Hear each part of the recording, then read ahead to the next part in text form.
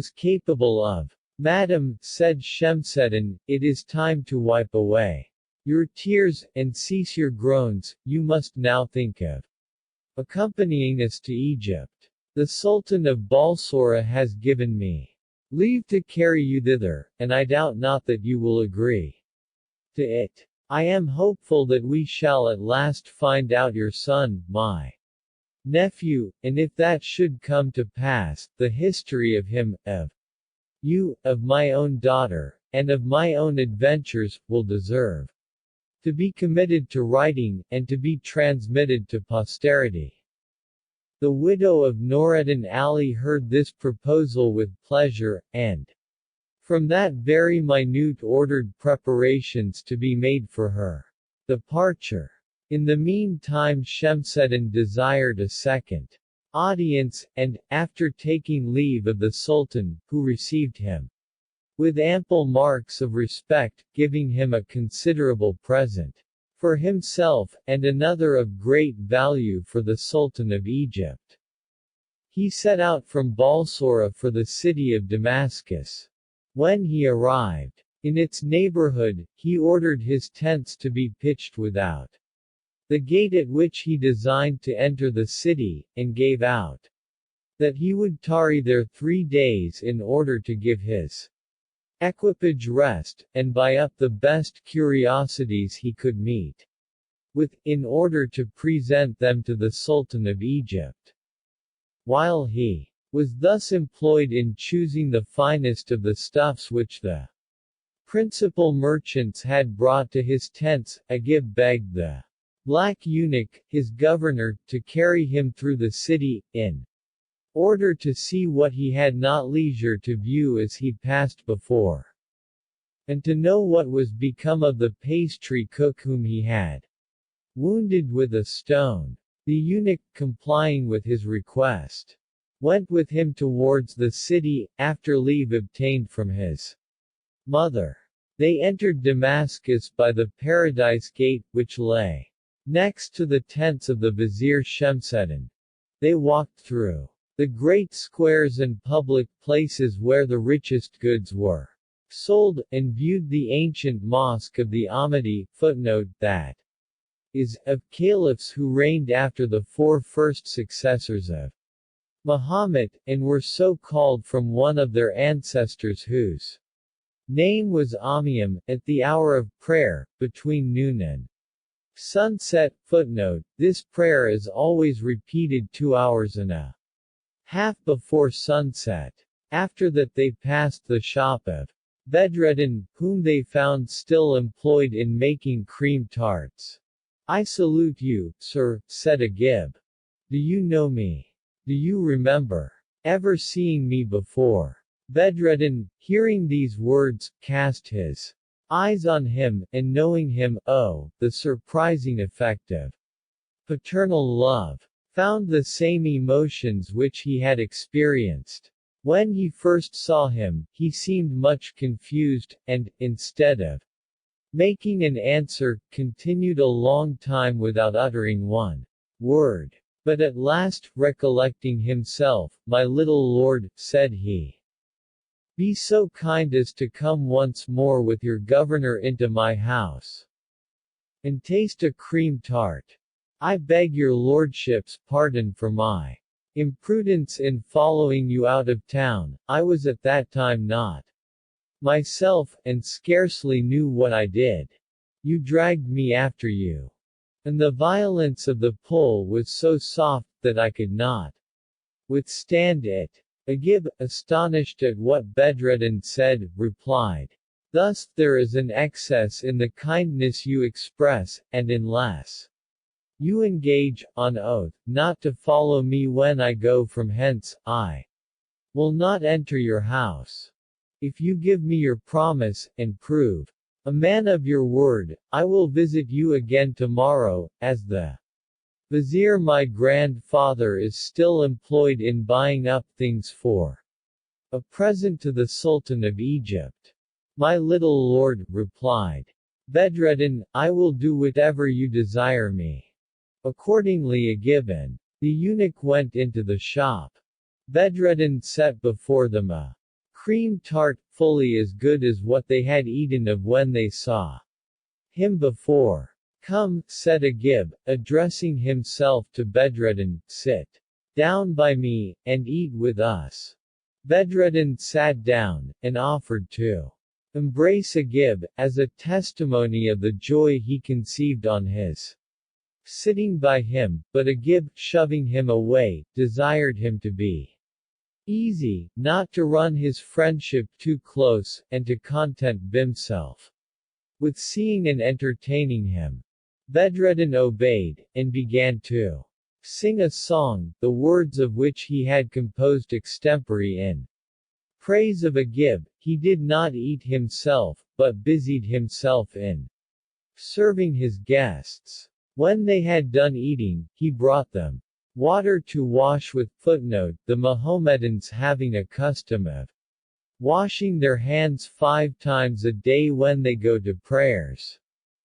They reckon that they have no occasion to wash before eating, but always after it, because they eat without forks, and a white napkin to wipe their hands. He then filled a large china cup with sherbet, and put snow into it. Footnote: this is done all over the Levant, for the purpose of cooling liquor, and offering it to Agib. This, said he, is sherbet of roses, and the pleasantest you will meet with in all Damascus. I am sure you never tasted better. Agib, having drunk of it with pleasure, Bedreddin Hassan took the cup from him, and presented it to the eunuch, who drank the contents at one pull. In short, Agib and his governor, having fared sumptuously, returned thanks to the pastry cook for their good entertainment, and proceeded homewards, it being then pretty late. Few they arrived at the tents of Shemseddin. Agib's grandmother received him with transports of joy. Her son Bedreddin ran always in her mind, and, in embracing Agib, the remembrance of him drew tears from her eyes. Ah, my child, said she, my joy would be complete, had I the pleasure of embracing your father Bedreddin Hassan as I now embrace you. Then sitting down to supper, she made Agib sit by her, and put several questions to him relating to the walk he had been taking along with the eunuch, and, complaining of his want of appetite, gave him a piece of a cream tart that she had made herself, and was indeed very good, for I told you before that she could make them better than the best pastry cooks. She likewise gave part of it to the eunuch, but they had eaten so heartily at Bedreddin's house, that they could not taste it. Agib no sooner touched the piece of cream tart that had been set before him, than he pretended that he did not like it, and left it uncut. Shaban. Footnote: the Mohammedans give this name generally to their black eunuchs, for such was the eunuch's name. Did the same the widow of Noreddin Ali observed, with regret, that her grandson did not like the tart. What, said she, does my child thus despise the work of my hands? Be it known to you, that not one in the world can make such cream tarts, except myself and your father Bedreddin, whom I myself taught. My good mother, replied Agib, give me leave to tell you, that if you do not know how to make them better, there is a pastry cook in this town who exceeds you. We were but just now at his shop, and ate of one that was much better than yours. The grandmother, frowning on the eunuch, said, how now, Shaban? Was the care of my grandchild committed to you to carry him to eat at pastry shops like a beggar? Madam, replied the eunuch, it is true we did stop a little while, and talked with the pastry cook, but we did not eat with him. Pardon me, said Agib, we went into his shop, and there ate a cream tart. Upon this, the lady, more incensed, against the eunuch than before, rose in a passion from the table, and running to the tent of Shemseddin, informed him of the eunuch's crime, and that in such terms as tended more to inflame the vizier than to dispose him to excuse it. Shemseddin, who was naturally passionate, did not fail on this occasion to display his anger.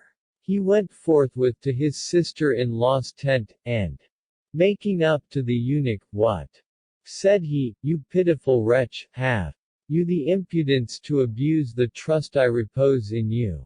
Shaban, though sufficiently convicted by Ajib's testimony, still denied the fact. But the child persisted in what he had already affirmed. "Grandfather," said he, "I can assure you that we did not only eat, but that both of us so much satisfied our appetites that we have no occasion for supper. Besides, the pastry cook treated us with a large bowl of sherbet."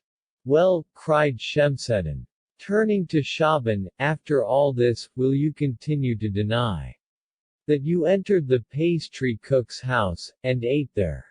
Shaban had still the impudence to swear that it was not true. "Then you are a liar," said the vizier. "I will believe my grandchild rather than you, but, after all, if you can eat up this cream tart on the table, I shall be persuaded that you have truth on your side." Though Shaban had crammed himself immoderately before, yet he agreed to stand the test, and accordingly took a piece of the tart, but his stomach rising against it, he was obliged to spit it out of his mouth. He still, however, pursued the lie, pretending he had overeaten himself the day before, so that his stomach was cloyed. The vizier, irritated by the eunuch's frivolous pretenses, and convinced of his guilt, ordered him to lie flat upon the ground, and to be soundly bastinadoed. In undergoing this punishment, the poor wretch shrieked out prodigiously, and at last confessed the truth. "I own," cried he, "that we did eat a cream tart at the pastry cook's, and that it was much better than that upon the table." The widow of Noureddin thought it was out of spite to her, and with a design to mortify her, that Shaban commended the pastry cook's tart, and accordingly said, "I cannot believe the cook's tarts are better than mine, and am resolved to satisfy myself upon that head. Where does he live? Go immediately, and buy me one of his tarts." The eunuch, having received of her the money necessary for the purchase, repaired to Bedreddin's shop, and, addressing him, "Good Mr. Pastry Cook," said he, "take this money, and let me have one of your cream tarts. One of our ladies wants to taste them." Bedreddin chose one of the best, and gave it to the eunuch. "Take this," said he, "I will engage it is an excellent one, and can assure you that nobody is able to make the like unless it be my mother, who perhaps still lives." Shaban returned speedily to the tents, and gave the tart to Noureddin's widow, who snatched it eagerly, and broke off a piece, but had no sooner put it to her mouth, than she screamed and swooned away. Shemseddin, being present, was extremely surprised at the accident, threw water upon her face himself, and was very active in succoring her. As soon as she recovered, "My God," cried she, "it must certainly be my son, my dear Bedreddin, who made this tart." When the vizier Shemseddin heard his sister-in-law say that the maker of the tart brought by the eunuch must without doubt be Bedreddin, he was overjoyed, but reflecting that his joy might prove groundless, and in all likelihood the conjecture of Noureddin's widow be false, "Madam," said he, "why are you of that mind? Do you think there may not be a pastry cook in the world Who knows how to make cream tarts as well as your son? I own. Replied she, there may be pastry cooks who can make as good tarts, but as I make them after a peculiar manner, and nobody but my son is let into the secret, it must absolutely be he who made this. Come, my brother, added she in transport, let us call up mirth and joy, we have at last found what we have been so long looking for. Madam, said the vizier, I entreat you to moderate your impatience, for we shall quickly know the truth. All we have to do, is to bring the pastry cook hither, and then you and my daughter will readily distinguish whether it is bedridden or not.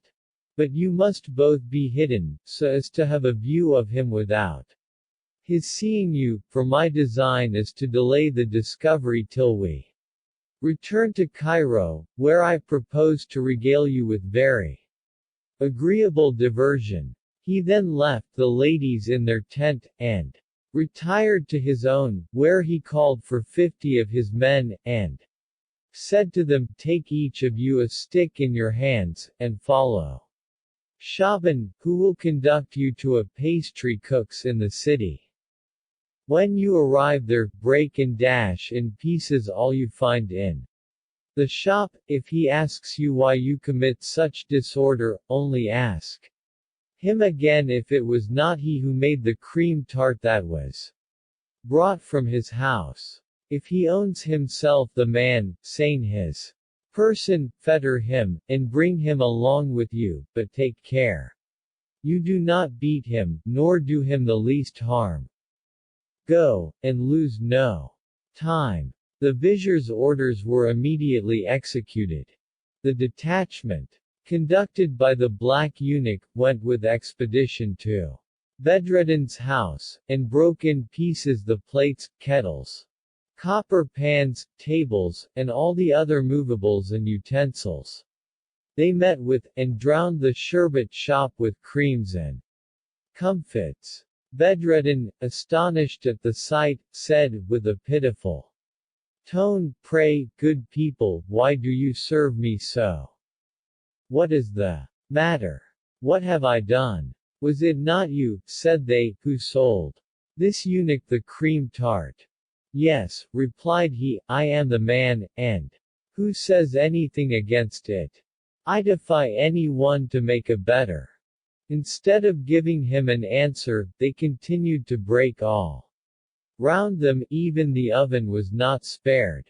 The neighbors in the meantime took the alarm, and, surprised to see 50 armed men commit such a disorder, asked the reason of such violence. Bedreddin said once more to the actors of it, pray, tell me what crime I am guilty of, to have deserved this usage. Was it not you, replied they, who made the cream tart you sold to the eunuch? Yes, it was I, replied he, I maintain it is a good one. And I do not deserve the usage you give me. However, without listening to him, they seized his person, and snatching the cloth off his turban, tied his hands with it behind his back, then dragging him by force out of his shop, they marched off with him. The mob gathering, and taking compassion on Bedreddin, took his part, and offered opposition to Shemseddin's men, but that very minute up came some officers from the governor of the city, who dispersed the people, and favored the carrying off of Bedreddin. For Shemseddin had in the meantime gone to the governor's house to acquaint him with the order he had given, and to demand the interposition of force to favor the execution. The governor, who commanded all Syria in the name of the Sultan of Egypt, was loath to refuse anything to his master's vizier, so that Bedreddin was carried off, notwithstanding his cries and tears. It was needless for him to ask, by the way, those who forced him off, what fault had been found with his cream tart, as they gave him no answer. In short, they carried him to the tents, and detained him till Shemseddin returned from the governor of Damascus's house. Upon the vizier's return, Bedreddin Hassan was brought before him. "My lord," said Bedreddin, with tears in his eyes, "pray do me the favor to let me know wherein I have displeased you." "Why, you wretch," said the vizier, "was it not you who made the cream tart? You sent me." "I own I am the man," replied Bedreddin, "but pray what crime is that?" "I will punish you according to your deserts," said Shemseddin, "it shall cost you your life for sending me such a sorry tart." "Good God," cried Bedreddin, "what news is this? Is it a capital crime to make a bad cream tart?" "Yes," said the vizier, "and you are to expect no mercy from me." While this interview lasted, the ladies, who were hid, observed Bedreddin narrowly, and readily knew him, though he had been so long absent. They were so transported with joy, that they swooned away, and, when they recovered, would fain have run and fallen upon Bedreddin's neck. But the promise they had made to the vizier, not to discover themselves, restrained the tender emotions of love and nature. Shemseddin, having resolved to set out that very night, ordered the tents to be struck, and the necessary preparations to be made for his journey. As for Bedreddin, he ordered him to be put into a chest or box well locked, and laid on a camel. When everything was got ready, the vizier and his retinue began their march, and traveled all that night and the next day without stopping. In the evening they halted, when Bedreddin was taken out of his cage, in order to be served with necessary refreshments, but still carefully kept at a distance from his mother and wife, and during the whole expedition, which lasted 20 days, he was served in the same manner. When they arrived at Cairo, and had encamped in the neighborhood of that place, Shemseddin called for Bedreddin, gave orders in his presence to a carpenter to get some wood with all expedition, and make a stake. "Heyday," said Bedreddin, "what do you mean to do with a stake?" "Why, to nail you to it," replies Shemseddin, "then to have you carried through all the quarters of the town, that the people may have the spectacle of a worthless pastry cook who makes cream tarts without pepper." Bedreddin cried out so comically, that Shemseddin could hardly keep his countenance. "Good God," cried he, "must I suffer a death as cruel as ignominious, for not putting pepper in a cream tart? Must I be rifled, and have all the gods in my house broken in pieces, imprisoned in a chest, and at last nailed to a stake? And all for not putting pepper in a cream tart? Good God! Who ever heard of such a thing? Are these the actions of Mussulman, of persons who make professions of probity and justice, and practice all manner of good works?" With these words he shed tears, and then renewing his complaint, "No," continued he, "never was man used so unjustly, nor so severely.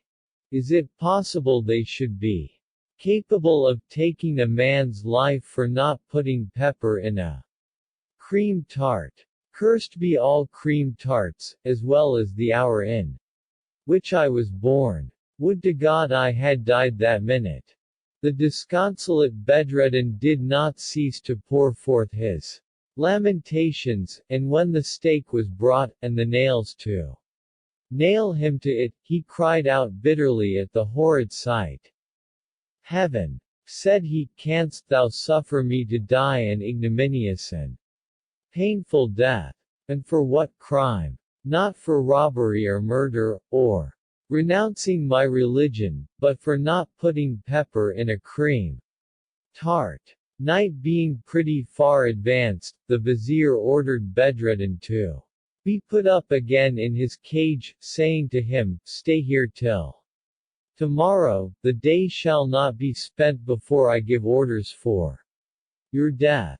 The chest or cage was then carried away, and laid upon the camel that had brought it from Damascus. At the same time all the other camels were loaded again, and the vizier, mounting his horse, ordered the camel that carried his nephew to march before him, thus entering the city, with all his equipage following. After passing through several streets, where nobody appeared, every one being in bed, he arrived at his house, where he ordered the chest to be taken down, but not to be opened till further orders. While his retinue were unloading the other camels, the vizier took Bedreddin's mother and his daughter aside, and, addressing himself to the latter, said, "God be praised, my child, for this happy occasion of meeting your cousin and your husband. You surely remember in what order your chamber was on your wedding night, put everything in the very same situation, and, in the meantime, if your memory do not serve you, I can supply you by a written account which I cause to be taken upon that occasion, and leave the rest to me." The beautiful lady went joyfully about the orders of her father, who at the same time began to put things in the hall in the same order they were in when Bedreddin was there with the Sultan of Egypt's hunch-backed groom. As he went over his manuscript, his domestics placed every movable accordingly. The throne was not forgotten, nor the lighted wax candles. When everything was put to rights in the hall, the vizier went into his daughter's chamber, and put Bedreddin's clothes, with the purse of sequins, in their proper place. This done, he said to the beautiful lady, "Undress yourself, my child, and go to bed." As soon as Bedreddin enters the room, complain of his being from you so long, and tell him, that when you awaked, you were astonished you did not find him by you. Press him to come to bed again, and tomorrow morning you will divert your mother-in-law and me by telling us what has passed between you and him. The vizier went from his daughter's apartment, and left her to undress and go to bed. Shemseddin ordered all his domestics to leave the hall, except 2 or 3, whom he ordered to remain. These he commanded to go and take Bedreddin out of the chest, to strip him to his shirt and drawers, conduct him in that condition to the hall, leave him there all alone, and shut the door upon him. Bedreddin, though overwhelmed with grief, had been asleep all the while, insomuch that the vizier's domestics had taken him put of the chest, and stripped him, before he awaked, and carried him so suddenly into the hall, that they did not give him time to bethink himself where he was. When he found himself alone in the hall, he looked round, and the objects of his sight recalling to his memory the circumstances of his marriage, he perceived with astonishment that it was the same hall where he had seen the Sultan's groom of the stables. His surprise was still greater, when, approaching softly to the door of a chamber which he found open, he espied his clothes in the very place where he remembered to have left them on his wedding night.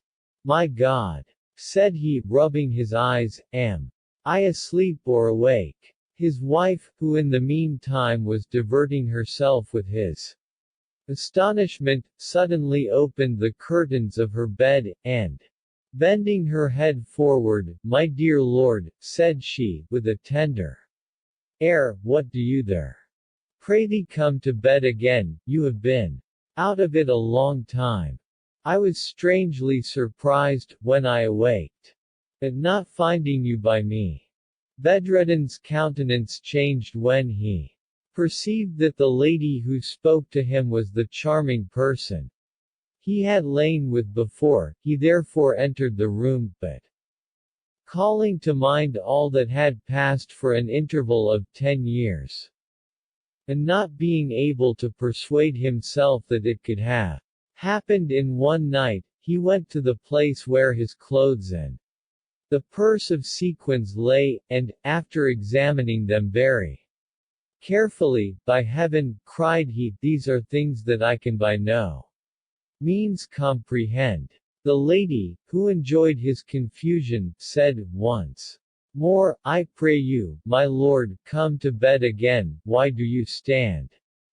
He then stepped towards the bed, and said to her, "Pray, madam, tell me, is it long since I left you?" "The question," answered she, "surprises me. Did you not rise from me but now? Your thoughts are surely very busy." "Madam," replied Bedreddin, "I do assure you that my thoughts are not very easy. I remember, indeed, to have been with you, but I remember, at the same time, that I have since lived 10 years at Damascus. Now, if I was actually in bed with you this night, I cannot have been from you so long. These two things are inconsistent. Pray tell me what to think, whether my marriage with you be an illusion, or whether my absence from you be only a dream." "Yes, my lord," cried she, "doubtless you were light-headed when you thought you were at Damascus." Upon this, Bedreddin laughed heartily, and said, "What a comical fancy is this! I assure you, madam, this dream of mine will be very pleasant to you. Do but imagine, if you please, that I was at the gate of Damascus in my shirt and drawers, as I am here now, that I entered the town with the halloo of a mob who followed and insulted me, that I fled into a pastry cook's, who adopted me, taught me his trade, and left me all he had when he died, and that after his death I kept a shop. In fine, madam, I had a great number of other adventures too tedious to recount, and all I can say is, that it was not amiss that I awaked, for they were going to nail me to a stake." "Oh, Lord, and for what?" cried the lady, feigning astonishment. "Would they have used you so cruelly? You must certainly have committed some enormous crime." "Not in the least," replied Bedreddin, "it was nothing in the world but a mere trifle, the most ridiculous thing you can think of. All the crime I was charged with was selling a cream tart that had no pepper in it." "As for that matter," said the beautiful lady, laughing heartily, "I must say they did you great injustice." "Ah, madam," replied he, "that was not all, for this cursed cream tart was everything in my shop broken to pieces, and myself bound, fettered, and flung into a chest, where I lay so close, that methinks I am there still." In fine, a carpenter was sent for, and he was ordered to get ready a stake for me, but, thanks be to God, all these things are no more than a dream. Bedreddin was not easy all night. He awaked from time to time, and put the question to himself, whether he dreamed or was awake. He distrusted his felicity, and to ascertain whether it was real or not, opened the curtains, and looked round the room. "I am not mistaken," said he, "this is the same chamber which I entered instead of the hunch-backed groom of the stables, and am now in bed with the fair lady who was designed for him." Daylight, which then appeared, had not yet dispelled his uneasiness, when the Vizier Shemseddin, his uncle, knocked at the door, and went to bid him good morrow. Bedreddin was extremely surprised to see, on a sudden, a man whom he knew so well, and who now appeared with a quite different air from that with which he pronounced the terrible sentence of death against him. "Ah!" cried Bedreddin, "it was you who condemned me so unjustly to a manner of death, the thoughts of which make me shrink still, and all for a cream tart without pepper." The vizier laughed heartily, but, to put him out of suspense, told him how, by the ministry of a genius, for Basu's relation had made him suspect the adventure, he had been at his house, and had married his daughter instead of the Sultan's groom of the stables. He then acquainted him that he had discovered him to be his nephew by a book written by the hand of Noureddin Ali, and, pursuant to that discovery, had gone from Cairo to Balsora in quest of him. "My dear nephew," added he, with embraces and all the marks of tenderness, "I ask your pardon for all I have made you undergo. Since I discovered you, I had a mind to bring you to my house before I told you your happiness, which ought now to be so much the dearer to you as it has cost you so much perplexity.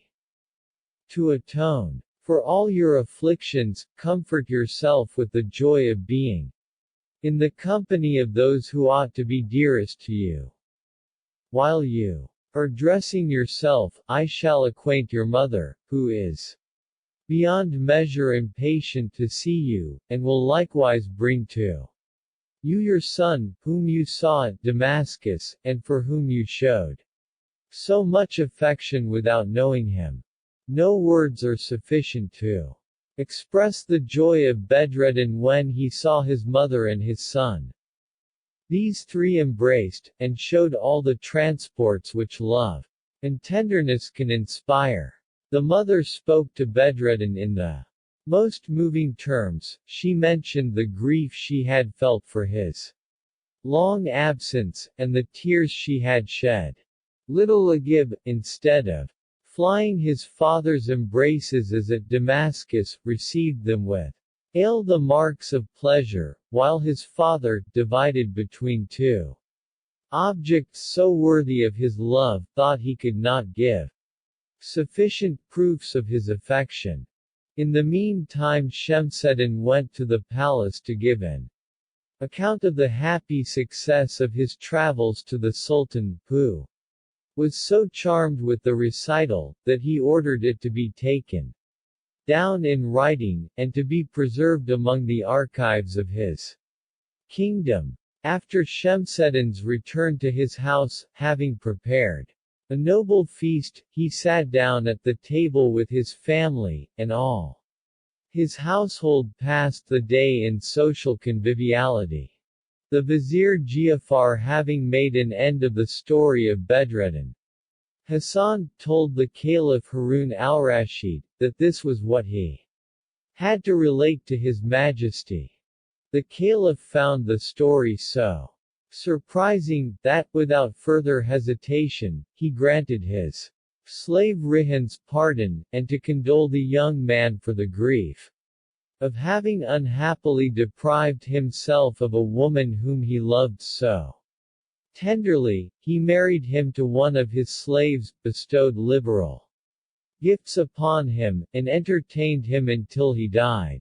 But, sir, said Scheherazade, observing that day began to appear, though the story I have how told you be agreeable, I have one that is even much more so. If your majesty will please to hear it the next night, I am certain you will be of the same mind. Shahryar rose without giving any answer, and was in a quandary. What to do? The good sultaness, said he within himself, tells very long stories, and when once she begins one, there is no refusing to hear it out. I cannot tell whether I shall put her to death today or not. No, surely not, I will do nothing rashly. The story she promises is perhaps more diverting than those she has yet told, and I will not deprive myself of the pleasure of Hearing it, Dinarzade did not fail to awake the Sultaness of the Indies, who thus commenced her story. The story of the little hunchback. There was in former times at Kaskar, upon the utmost borders of Tartary, a tailor who had a pretty wife, whom he ardently loved, and by whom he was loved in return.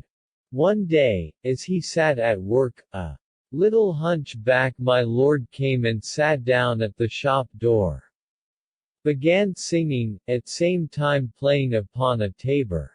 The tailor was pleased to hear him, and had a strong mind to take him to his house to make his wife merry. This little fellow, said he to his wife, will divert us both very agreeably. In fine, he invited my lord, who readily accepted of the invitation. The tailor then shut up his shop, and conducted him in. The little gentleman being arrived at the tailor's house, his wife covered the table, and they sat down to sup on a good large dish of fish, but as they ate heartily, the little crooked gentleman unluckily swallowed a large bone, of which he died in a few minutes.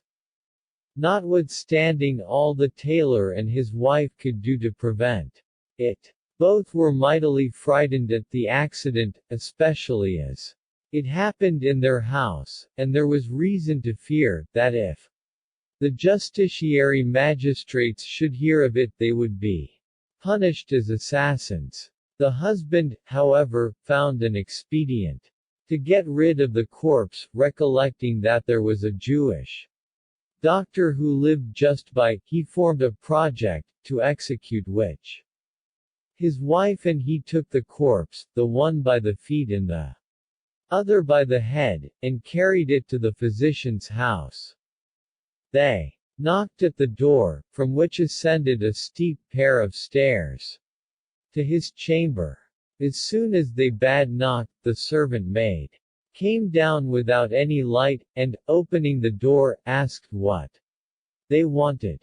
Prithee, go up again, said the tailor, and tell your master we have brought him a man that is very sick, and wants his advice. Here, putting a piece of money into her hand, give him that beforehand, to convince him that we have no mind to make him lose his labor. While the servant was gone up to acquaint her master with the welcome news, the tailor and his wife nimbly conveyed the hunch-backed corpse to the head of the stairs, and, leaving it there, ran off. In the meantime, the maid, having told the doctor that a man and a woman stayed for him at the door, desiring he would come down and look upon a sick man they had brought with them, and the maid clapping the money she had received into his hand, the doctor was transported with joy, being paid beforehand. He thought it was a good job, and should not be neglected. Light, light! Cried he to the maid, follow me nimbly. However, without staying for the light, he got to the stair-head in such haste, that stumbling against the core, he gave it such a kick, as made it tumble down quite to the stair-foot, and with difficulty saved himself. A light, a light! Cried he to the maid, quick, quick! At last the maid came with a light, and he went downstairs with her, but when he gathered that the stumbling block he had kicked down was a dead man, he was so frightened, that he invoked Moses, Aaron, Joshua, and Esdras, and all the other prophets of his law. Unhappy man that I am! Said he, what induced me to come down without a light? I have e'en made an end of the fellow who was brought to me to be cured.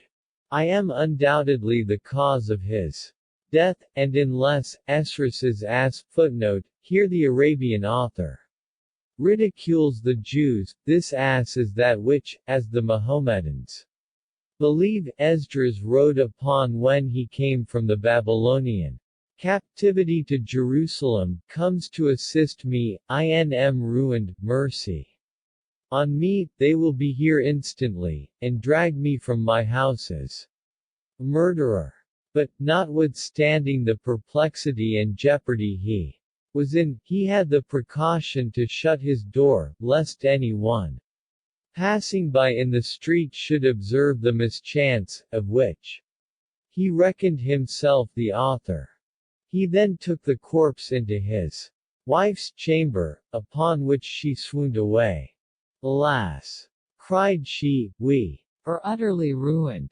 Undone. Undone. Unless we fall upon some expedient or other to turn the corpse out of our house this night. Beyond all question, if we harbor it till morning, our lives must pay for it. What a sad mischance is this! Why, how did you kill this man? That is not the question, replied the Jew, our business now is to find out a remedy for such a shocking accident. They then consulted together how to get rid of the corpse that night. The doctor racked his brain in vain, he could not think of any stratagem to get clear, but his wife, who was more fertile in invention, said, there is a thought come into my head, let us carry the corpse to the leads of our house, and tumble it down the chimney into the house of the Mussulman, our next neighbor. This Mussulman, or Turk, was one of the Sultan's purveyors for furnishing oil, butter, and all sorts of fat, tallow, and and had a magazine in his house, in which the rats and mice made prodigious havoc. The Jewish doctor approving the proposed expedient, his wife and he took the little hunchback up to the roof of the house, and clapping ropes under his armpits, let him down the chimney into the purveyor's chamber so softly and dexterously, that he stood upright against the wall as if he had been alive. When they found he stood firm, they pulled up the ropes, and left the gentleman in that posture. They were scarcely got into their chamber, when the purveyor went into his, being just come from a wedding feast, with a lantern in his hand. He was mightily surprised, when, by the light of his lantern, he descried a man standing upright in his chimney, but being a stout man, and apprehending it was a thief or a robber, he took up a large cane, and, making straight up to the hunchback, said he, I thought it was the rats and the mice that ate my butter and tallow. And it is you that come down the chimney to rob me, is it? I question if ever you come back again on the same errand. This said, he fell foul of the man, and gave him a good many swinging thwacks with his cane. Upon which the corpse fell down, running its nose against the ground, and the purveyor redoubled his blows, but, observing that the body did not move, he stood to consider a little, when, perceiving it was a corpse, fear succeeded his anger. Wretched man that I am, said he, what have I done? I have killed a man. Alas, I have carried my revenge too far. Good God, unless thou pitiest me, my life is gone. Cursed, 10,000 times accursed be the fat and the oil that gave occasion to the commission of so criminal an action. In fine, he stood pale and thunderstruck, he thought he saw the officers already come to drag him to condign punishment, and could not think what resolution to take. The Sultan of Kasgar's purveyor did not observe the little gentleman's hunch when he was beating him, but as soon as he did, he threw out 1,000 imprecations against him. Ah, you crooked hunchback! Cried he, would to God you had robbed me of all my fat, and I had not found you here. Had it been so, I would not have been now so much perplexed for the sake of you and your nasty hunch. Oh! The stars that twinkle in the heavens give light to none but me in this dangerous juncture. As soon as he had uttered these words, he took the little crooked corpse upon his shoulders, and carried it out of doors to the end of the street, where he set it upright against a shop, and then trudged home again without looking behind him. A few minutes before the break of day, a Christian merchant, who was very rich, and furnished the Sultan's palace with most things it wanted, this merchant, having sat up all night debauching, stepped out of his house to go to bathe. Though he was drunk, he was sensible that the night was far spent, and that the people would quickly be called to the morning prayers, which begin at break of day. He therefore quickened his pace to get in time to the bath, lest a Turk, meeting him in his way to the mosque, should carry him to prison for a drunkard. When he came to the end of the street, he stopped on some necessary occasion, and leaned against the shop where the Sultan's purveyor had put the hunch-backed corpse, but the corpse being jostled, tumbled upon the merchant's back. The merchant, thinking it was a robber that came to attack him, knocked him down with a hearty box on the ear, and, after redoubling his blows, cried out, "Thieves!" The outcry alarmed the watch, who came up immediately, and finding a Christian beating a Turk, for crump back was of our religion. "What reason have you," said he, "to abuse a Mussulman after this rate?" "He would have robbed me," replied the merchant, "and jumped upon my back with intent to take me by the throat." "If he did," said the watch, "you have revenged yourself sufficiently, come. Get off him." At the same time he stretched out his hand to help little Crump back up, but observing that he was dead, "Ah! Hey day!" said he, "is it thus that a Christian dares to assassinate a Mussulman?" So he laid hold of the Christian, and carried him to the sheriff's house, where he was kept till the judge was up, and ready to examine him. In the meantime, the Christian merchant grew sober, and the more he reflected upon his adventure, the less could he conceive how such single fisticuffs could kill the man. The judge, having heard the report of the watch, and viewed the corpse, which they had taken care to bring to his house, interrogated the Christian merchant, who could not deny the crime, though he had not committed it. But the judge, considering that little Crump back belonged to the Sultan, for he was one of his buffoons, would not put the Christian to death till he knew the Sultan's pleasure. For this end he went to the palace, and acquainted the Sultan with what had happened, and received from him this answer: "I have no mercy to show to a Christian, who kills a Mussulman. Go to your office." Upon this, the judge ordered a gibbet to be erected, and sent criers all over the city to proclaim that they were about to hang a Christian for killing a Mussulman. In fine, the merchant was brought out of jail to the foot of the gallows, and the hangman, having put the rope about his neck, was going to throw him off, when the Sultan's purveyor pushed through the crowd, made up to the gibbet, calling to the hangman to stop, for that the Christian had not committed the murder, but himself. The sheriff who attended the execution immediately put interrogatories to the purveyor, who told him every circumstance of his killing the little Crump back, and conveying his corpse to the place where the merchant found him. "You were about," added he, "to put to death an innocent person, for how can he be guilty of the death of a man who was dead before he saw him? My burden is sufficient in having killed a Turk, without loading my conscience with the additional charge of the death of a Christian who is not guilty. The Sultan of Kasgar's purveyor having publicly charged himself with the death of the little hunchbacked man, the sheriff could not avoid doing justice to the merchant.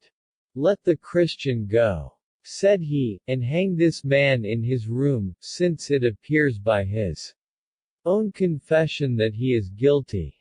Whereupon the hangman released the merchant, and clapped the rope round the purveyor's neck, but just as he was going to pull him up, he heard the voice of the Jewish doctor, earnestly entreating him to suspend the execution, and make room for him to throw himself at the foot of the gallows. When he appeared before the judge, "My lord," said he, "this Mussulman you are going to hang is not guilty, the crime rests with me.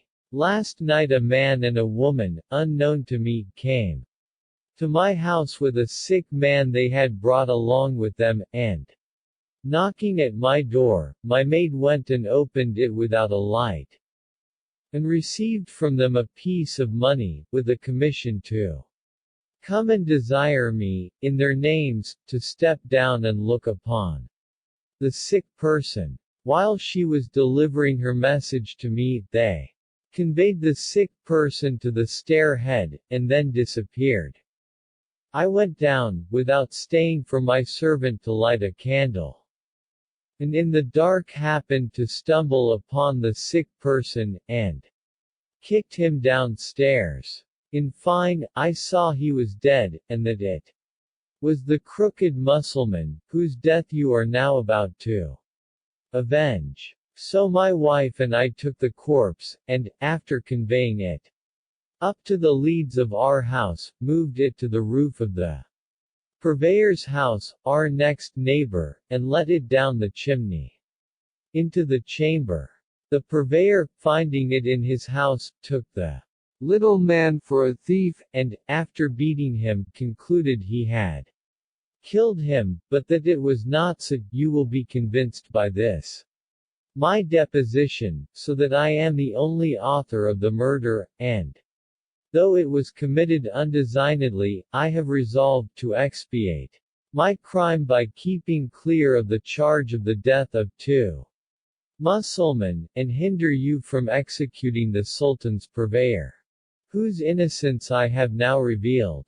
So pray dismiss him, and put me in his place, for I alone am the cause of the death of the little man. The Chief Justice, being persuaded that the Jewish doctor was the murderer, gave orders to the executioner to seize him, and release the purveyor.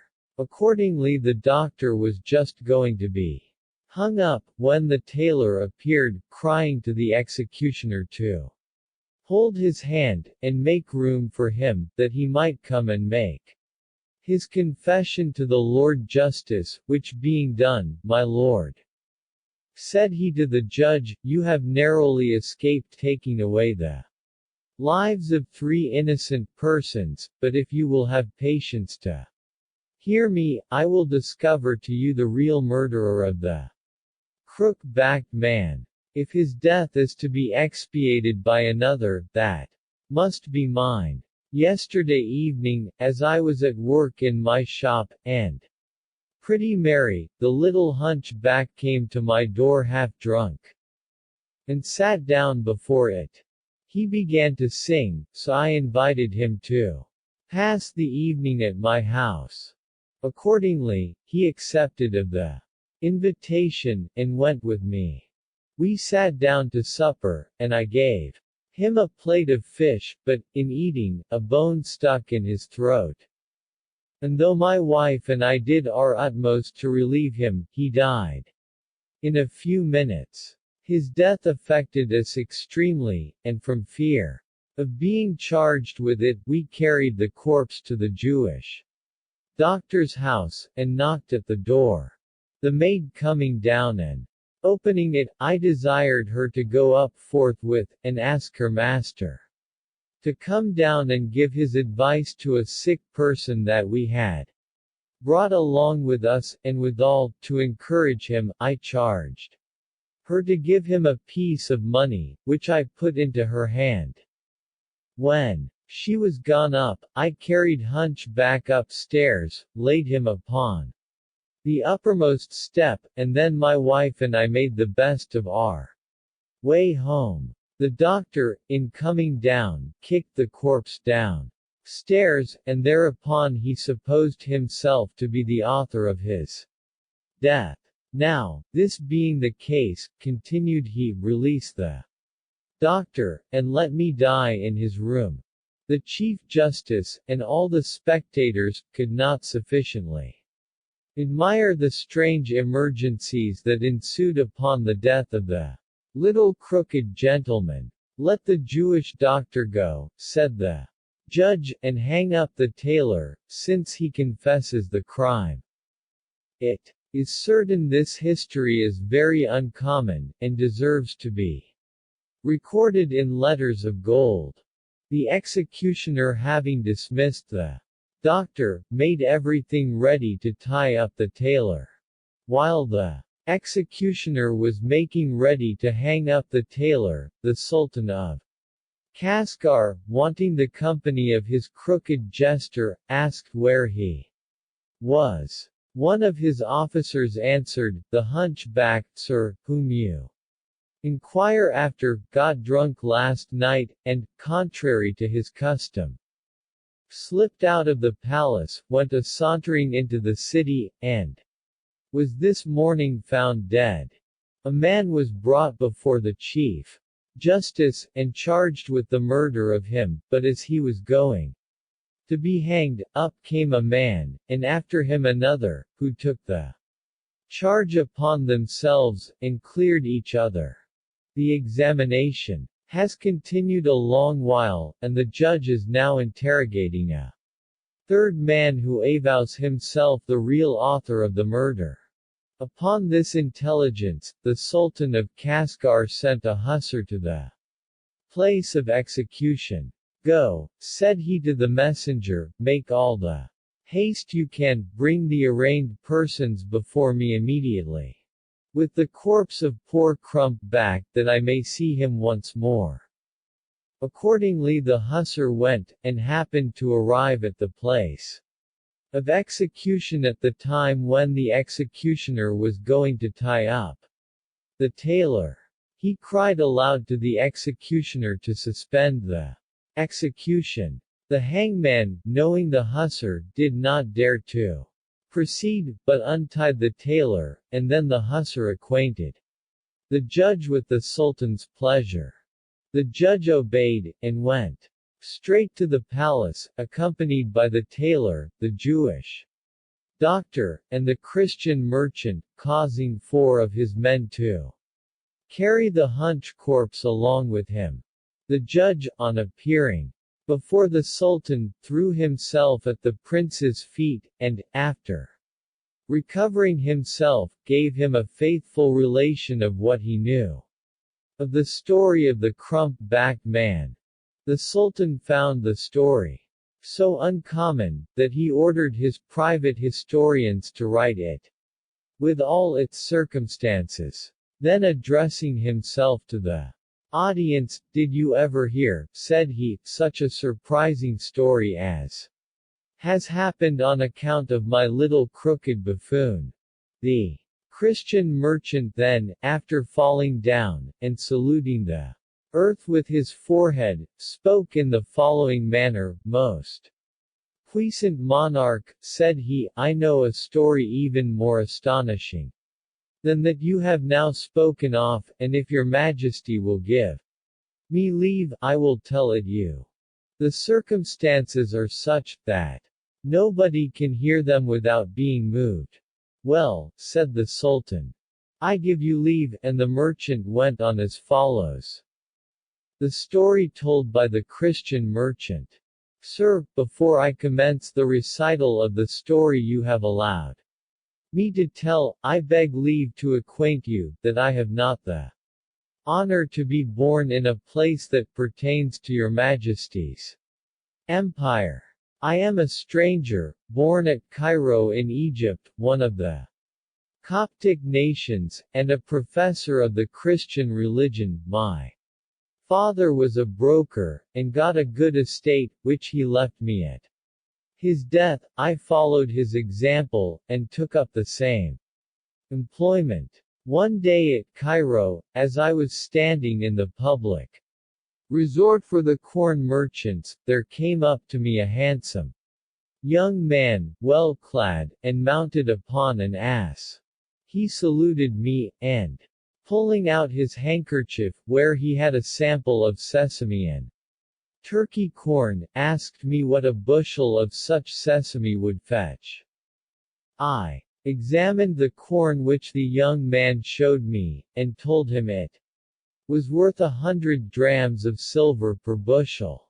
Pray, said he, look out for some merchant to take it at that price, and come to me at the Victory Gate, where you will see a hut at a distance from the houses. He then left me, and I showed the sample to several merchants, who told me they would take as much as I could spare at 110 drams per bushel, so that I made an account to get 10 drams per bushel for my brokerage. Full of the expectation of this profit, I went forthwith to the Victory Gate, where I found the young merchant waiting for me, and he carried me into his granary, which was full of sesame. He had 150 bushels of it, which I measured out, and, having carried them off upon asses, sold them for 5,000 drams of silver.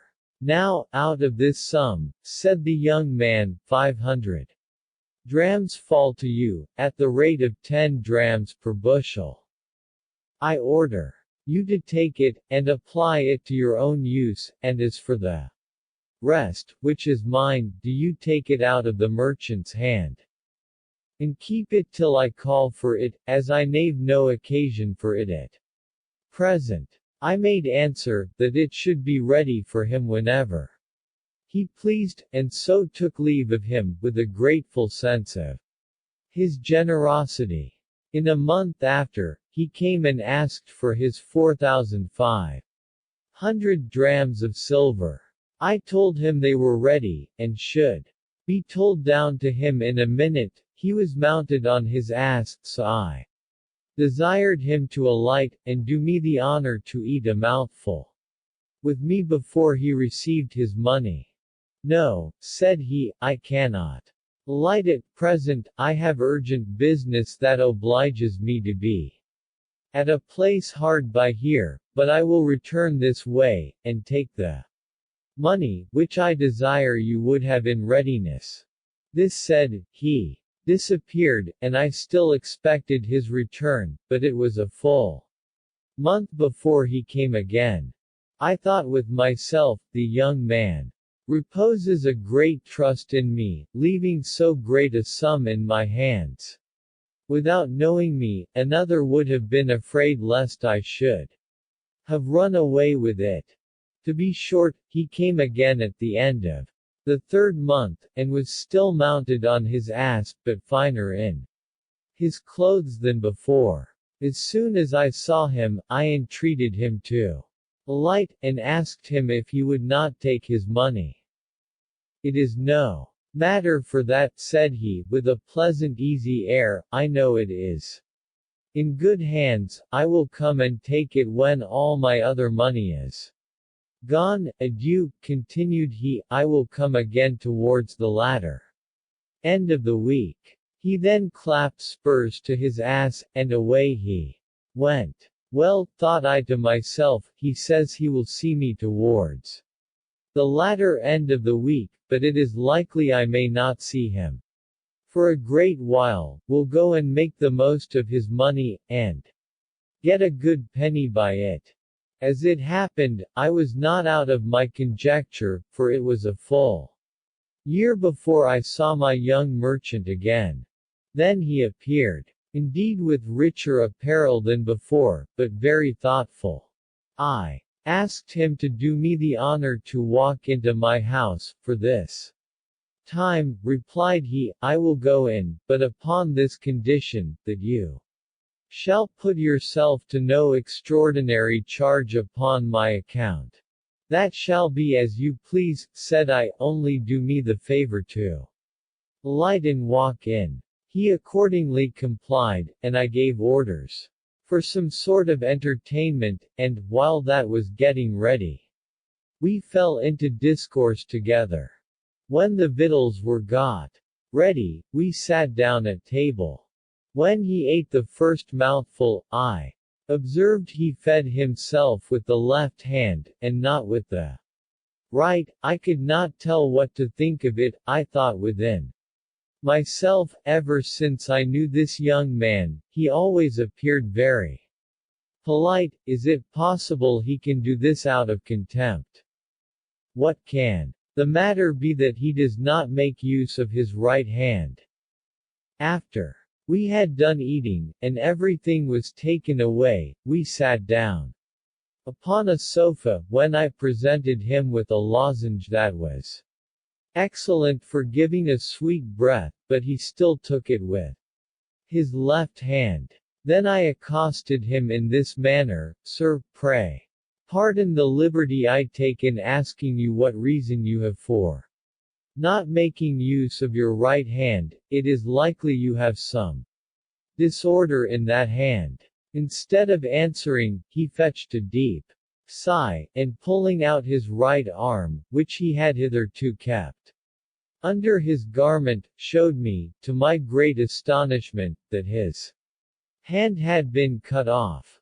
Doubtless you were alarmed, said he, to see me feed myself with the left hand, but I leave you to judge whether it was in my power to do otherwise. May one ask you, said I, by what mischance it was that you lost your right hand? Upon that he fell into tears, and, after wiping his eyes, gave me the following relation. You must know, said he, that I am a native of Baghdad, the son of a rich father, the most noted man in that city both for quality and riches. I had scarcely launched into the world, when falling into the company of travelers, and hearing wonders told of Egypt, especially of Grand Cairo, I was moved by their discourse, and took a longing desire to travel thither, but my father was then alive, and had not given me leave. In fine, he died, and thereupon, being my own master, I resolved to take a journey to Cairo. I laid out a large sum of money upon several sorts of fine stuffs of Baghdad and Mosul, and then undertook my journey. Arriving at Cairo, I went to the Khan called the Khan of Mesrour, and there took lodgings, with a warehouse for my bales, which I brought along upon camels. This done, I retired to my chamber to rest myself after the fatigue of my journey. After ordering my servants to buy some provisions, and dress them, after I had eaten, I went and saw the castle, some mosques, public places, and other things that were curious. Next day I dressed myself handsomely, and ordered some of the finest and richest of my bales to be selected, and carried by my slaves to the Circassian Bezestine. Footnote: a Bezestin is a public place, where silk stuffs and other precious things are exposed to sale, whither I went myself. I no sooner got thither than I was surrounded by brokers and criers who had heard of my arrival. I gave patterns of my stuffs to several of the criers, who carried and showed them all over the Bezestine, but none of the merchants offered nearly so much as prime cost in carriage. This vexed me, and the criers observing I was dissatisfied, if you will take our advice, said they, we will put you in a way of selling your stuffs without losing by them. The brokers and criers having thus promised to put me in a way of losing nothing by my goods, I asked them what course they would have me take. Divide your goods, said they, among several merchants, and they will sell them by retail, and twice a week, that is, on Mondays and Tuesdays, you may receive what money they take. By this means you will gain instead of losing, and the merchants will gain by you. In the meantime, you will have time to take your pleasure, and walk up and down the town, or to go upon the Nile. I took their advice, and carried them to my warehouse, from whence I brought all my goods to the Bezestein, and divided them among the merchants, whom they represented as most reputable and able to pay. The merchants gave me a formal receipt before witnesses, stipulating withal that I should not make any demands upon them.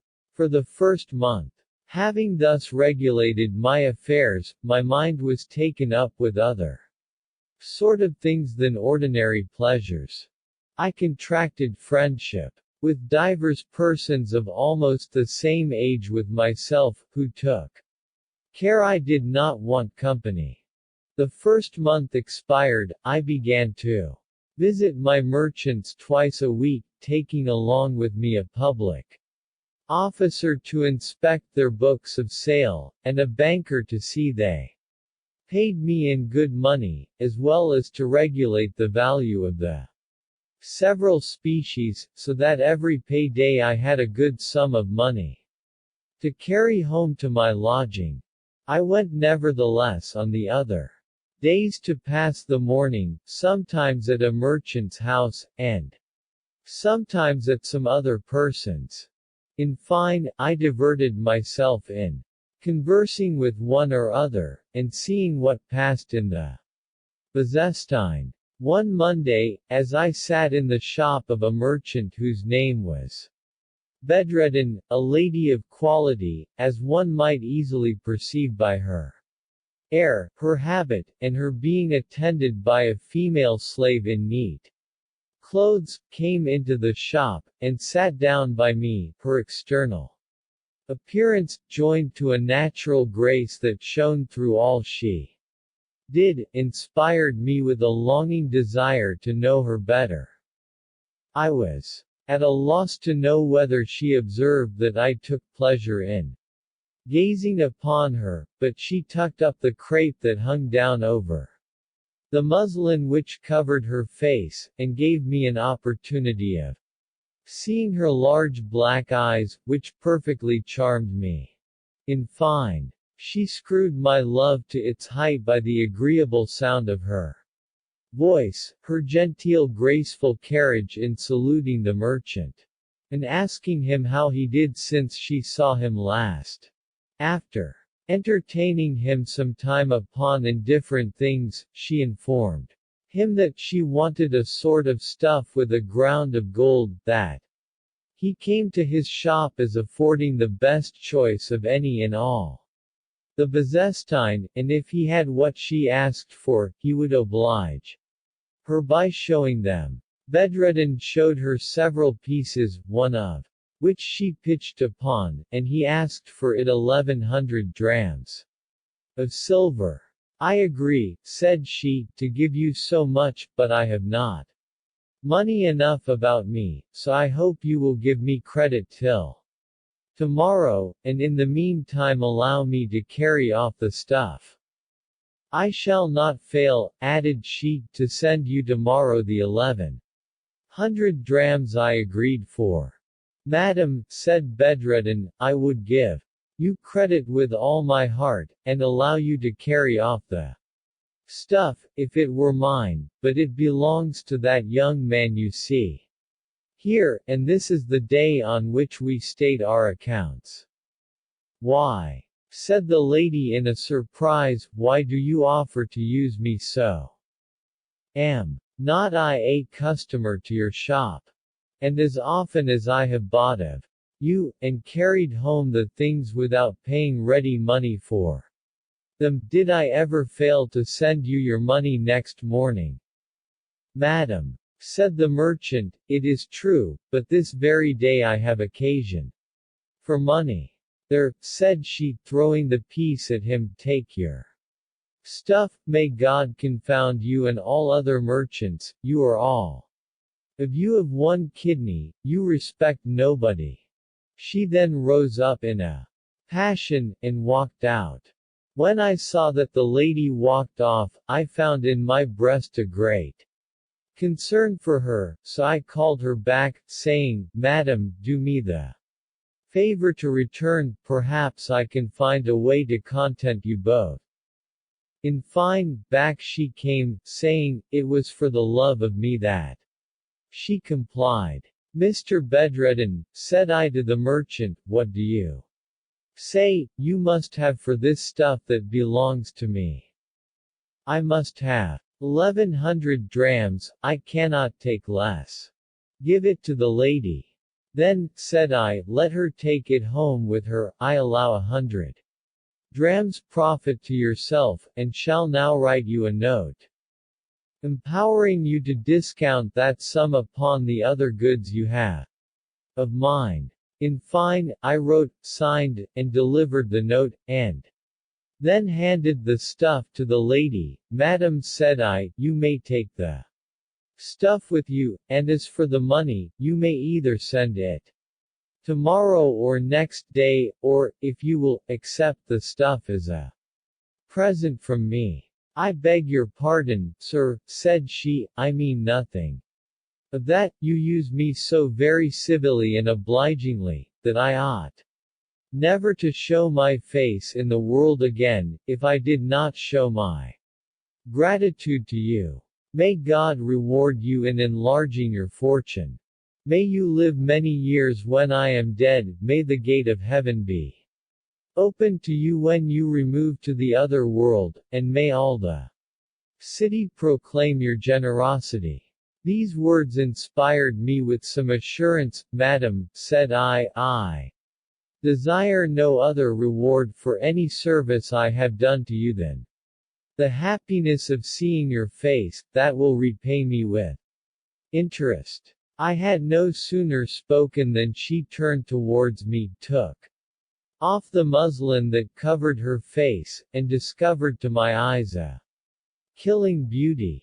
I was so struck with the surprising sight that I could not express my thoughts to her. I could have looked upon her forever without being cloyed, but fearing any one should take notice, she quickly covered her face, and pulling down the crepe, took up the piece of stuff, and went away, leaving me in a quite different sort of temper from what I was in when I came to the shop. I continued for some time in great disorder and perplexity. Before I took leave of the merchant, I asked him if he knew the lady. Yes, said he, she is the daughter of an emir who left her an immense fortune at his death. I went home, and sat down to supper, but could not eat, neither could I shut my eyes during the night. I thought it the longest night in my lifetime. As soon as it was day, I got up in hopes to see once more the object that disturbed my repose, and, to engage her affection, I dressed myself yet more nicely than I had done the day before. I had but just got to Bedreddin's shop, when I saw the lady coming in more magnificent apparel than before, and attended by her slave. When she came in, she did not regard the merchant, but, addressing herself to me, Sir, said she, you see I am punctual to my word. I am come on purpose to pay the sum you were so kind as to pass your word for yesterday, though you had no knowledge of me. Such an uncommon piece of generosity I shall never forget. Madam, said I, you had no occasion to be so hasty. I was well satisfied as to my money, and am sorry you should put yourself to so much trouble about it. I had been very unjust, answered she, if I had abused your generosity. With these words, she put the money into my hand, and sat down by me. Having this opportunity of conversing with her, I made the best use of it, and mentioned to her the love I had for her, but she rose and left me very abruptly, as if she had been angry with the declaration I had made. I followed her with my eyes as long as she was in sight, and as soon as she was out of sight, I took leave of the merchant, and walked out of the Bezestein, without knowing where I went. I was musing upon this adventure, when I felt somebody pulling me behind, and turning about to see who it was. I had the agreeable surprise to perceive it was the lady's slave. My mistress, said the slave, I mean the young lady you just spoke with in the merchant's shop, wants to speak one word with you, so if you please to give yourself the trouble to follow me, I will conduct you. Accordingly I followed her, and found my mistress staying for me in a banker's shop.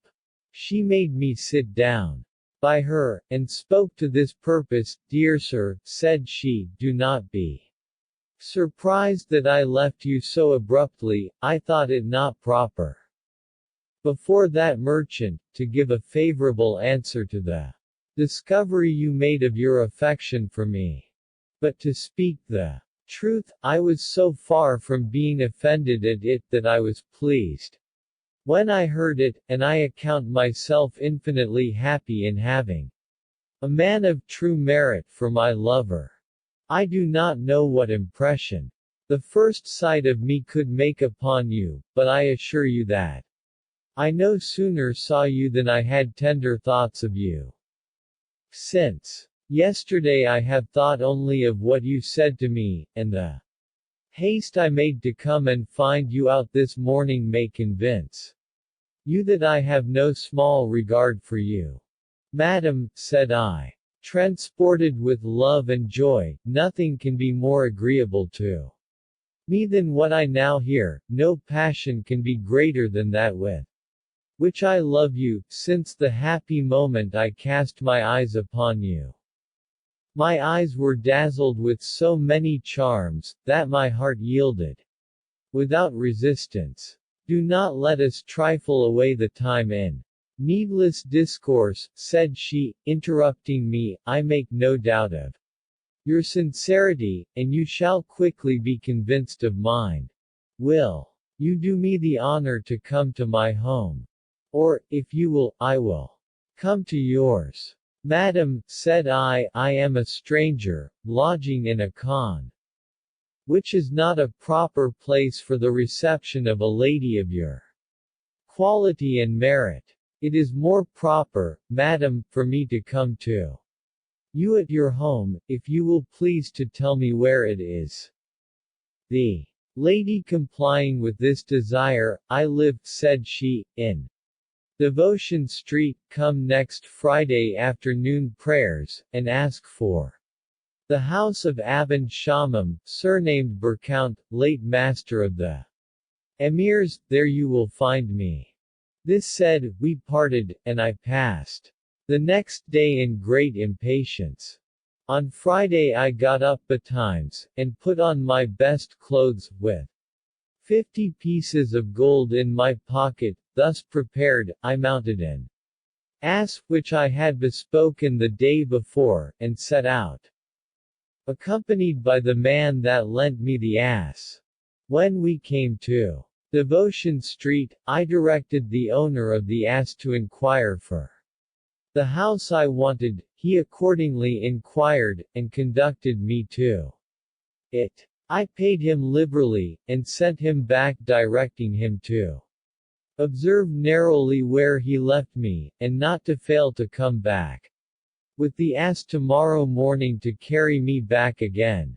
I knocked at the door, and presently 2 little girl slaves, white as snow, and neatly dressed, came and opened it. Be pleased To come in, sir, said they, our mistress expects you impatiently. For 2 days she has spoken of nothing but you. I entered the court, and saw a great pavilion raised upon 7 steps, and surrounded with iron rails that parted it from a very pleasant garden. Besides the trees which embellished the prospect, and formed an agreeable shade, there was an infinite number of other trees loaded with all manner of fruit. I was charmed with the warbling of a great number of birds, which joined their notes to the murmurings of a very high water work in the middle of a ground plot enameled with flowers. This water work was a very agreeable sight. 4 large gilded dragons adorned the angles of the basin, which was of a square form, and these dragons spouted out water clearer than rock crystal. This delicious place gave me a charming idea of the conquest I had made. The 2 little slaves conducted me into a parlor magnificently furnished, and while one of them went to acquaint her mistress with my arrival, the other tarried behind, and pointed out to me the ornaments of the hall. I did not tarry long in the hall, said the young man of Baghdad, ere the lady I loved appeared, adorned with pearls and diamonds. But the splendor of her eyes did far outshine that of her jewels. Her shape, which was not now disguised by the habit usual in the streets, was extremely fine and charming. I need not mention with what joy we received one another, it leaves all expression far behind it. I shall only tell you, that when the first compliments were over, we sat both down upon a sofa, and there entertained one another with all imaginable satisfaction. After that, we had the most delicious messes served up to us. And, after eating, continued our discourse till night. At night, we had excellent wine brought up, and such fruit as is apt to promote drinking, and timed our cups to the sound of musical instruments joined to the voices of the slaves. The lady of the house sung herself, and by her songs screwed up my passion to the height.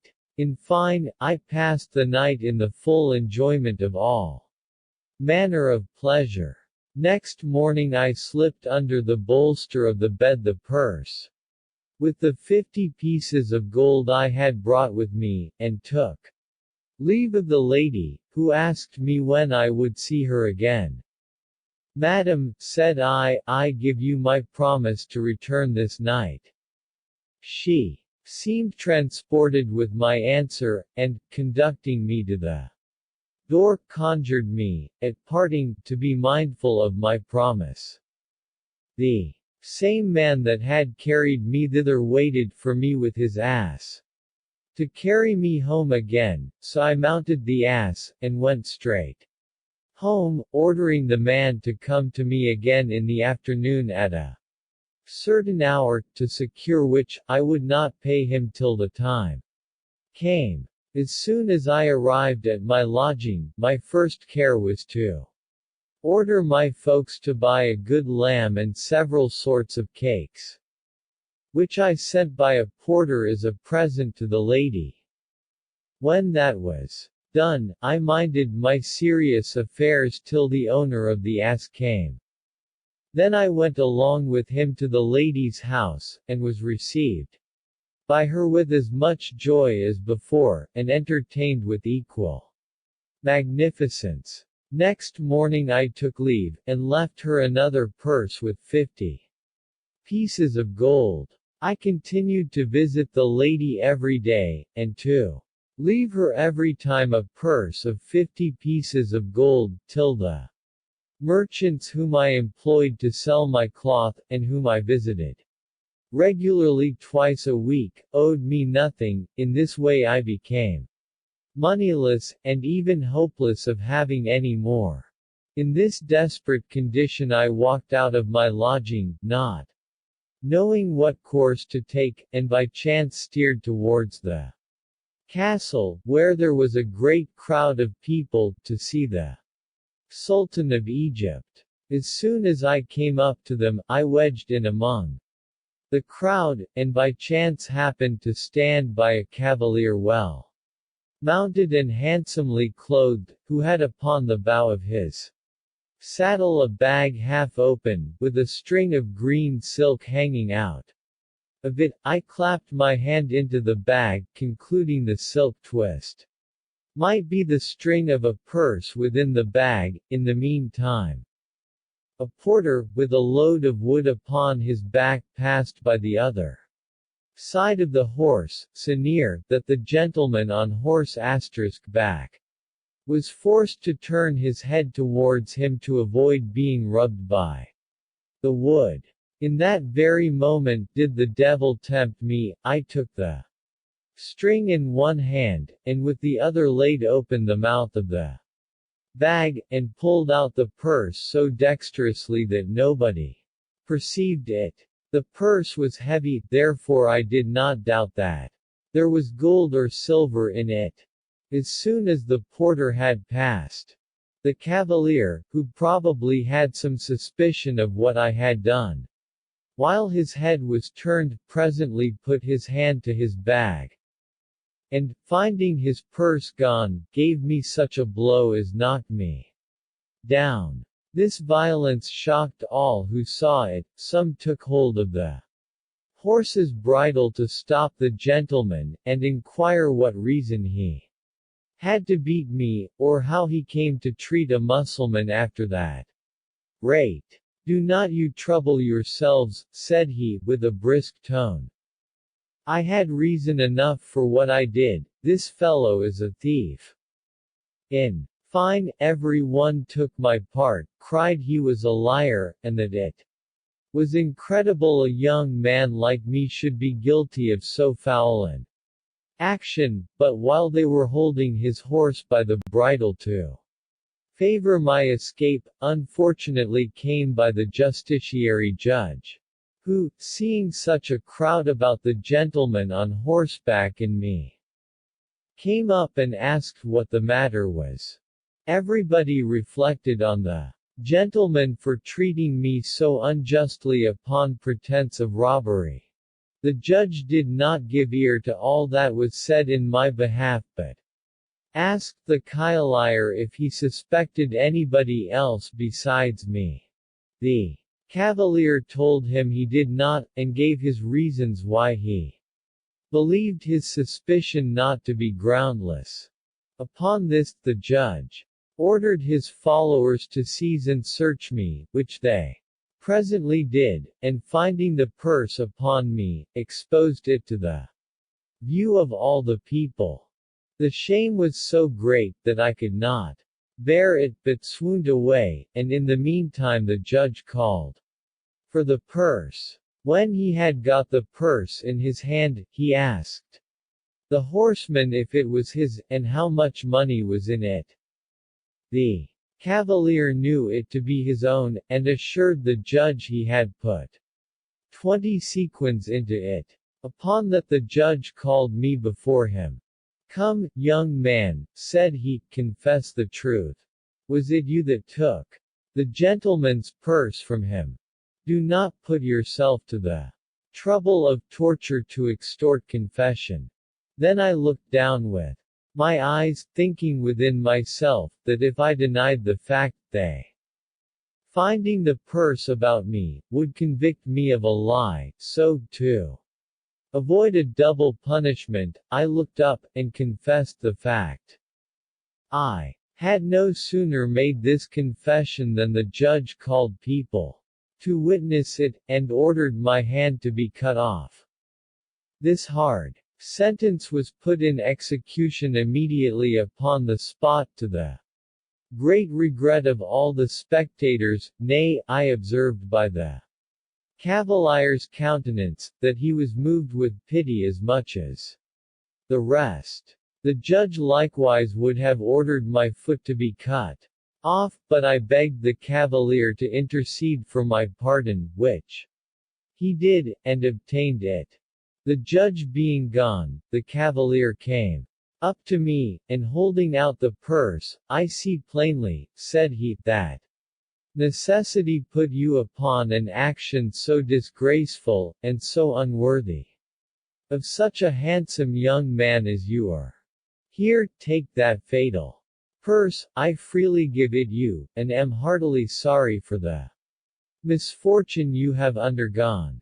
He then went away, and I being very weak, by reason of the loss of blood, some of the good people that lived that way had the kindness to carry me into one of their houses, and gave me a glass of wine. They likewise dressed my arm, and wrapped up the dismembered hand in a cloth. If I had returned to the khan where I lodged, I should not have found such relief as I wanted, and to offer to go to the young ladies was running a great hazard, it being likely she would not look upon me after such an infamous thing had befallen me. I resolved, however, to put it to the trial, and, to tire out the crowd that followed me, I turned down several by streets, and at last arrived at my lady's, very weak, and so much fatigued, that I presently threw myself down upon a sofa, keeping my right arm under my coat, for I took great care to conceal my misfortune. The lady, hearing of my arrival, and that I was not well, came to me in all haste. My dear soul, said she, what is the matter with you? Madam, said I have got a violent pain in my head. The lady seemed to be mightily afflicted with my pretended illness, and asked me to sit down, for I had got up to receive her. Tell me, said she, how your illness came. The last time I had the pleasure of seeing you, you was very well. There must be something else that you conceal from me. Pray, let me know what it is. I stood silent, and, instead of an answer, tears trickled down my cheeks. I cannot conceive, said she, what it is that afflicts you. Have I given you any occasion to be uneasy? Or do you come on purpose to tell me you do not love me? It is not that, madam, said I, fetching a deep sigh. Your unjust suspicion is an addition to my evil. Still I could not think of discovering to her the true cause. When night came, supper was brought, and she pressed me to eat, but considering I could only feed myself with my left hand, I begged to be excused upon the plea of having no stomach. Your stomach will come to you, said she, if you would but discover what you so obstinately hide from me. Your inappetency, without doubt, is only owing to the aversion you have to a discovery. Alas, madam, said I find I must discover. At last. I had no sooner spoken these words than she filled me a cup of wine. Drink that, said she, it will give you assurance. So, I reached out my left hand, and took the cup. As soon as I took it, I redoubled my tears and sighs. Why do you sigh and cry so bitterly? Said the lady, and why do you take the cup with your left hand instead of your right? Ah, madam, said I, excuse me, I beseech you, I have got a swelling in my right hand. Let me see that swelling, said she, I will open it. I desired to be excused upon that head, alleging the tumor was not ripe enough for opening, and drank the cupful, which was very large. In fine, the steams of the wine, joined to my weakness and weariness, set me asleep, and I slept very sound till next morning. In the mean time, the lady, curious to know what ailment I had in my right hand, lifted up my coat that covered it, and sought to her great Astonishment, that it was cut off, and that I had brought it along with me wrapped in a cloth. She presently apprehended my reason for declining a discovery, notwithstanding all the pressing instances she made, and passed the whole night in the greatest uneasiness upon my disgrace, which she concluded had been occasioned by the love I bore to her. When I awaked, I observed by her countenance that she was extremely grieved. That she might not, however, increase my uneasiness, she said not one word. She called for jelly broth of fowl, which she had ordered to be got ready, and made me eat and drink to recruit my strength. After that, I offered to take leave of her, but she declared I should not go out of her doors, though. You tell me nothing of the matter, said she. I am persuaded I am the cause of the misfortune that has befallen you. The grief that I feel upon that score will quickly make an end of me, but before I die, I must do one thing that is designed for your advantage. She had no sooner said these words, than she called for a public notary and witnesses, and ordered a writing to be drawn up, conveying to me her whole estate. After this was done, and the men dispatched, she opened a large trunk, where lay all the purses I had given her from the commencement of our amours. There are they all entire, said she, I have not touched one of them. Here, take the key, the trunk is yours.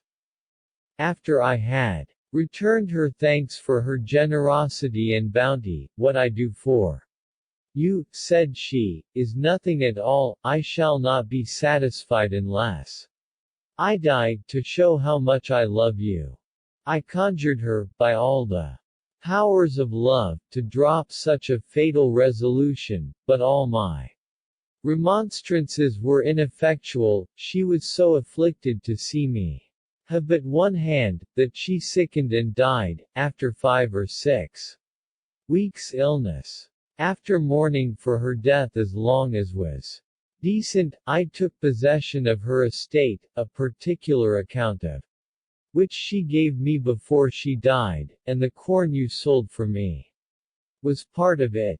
What I have now told you will induce you to excuse me for eating with my left hand.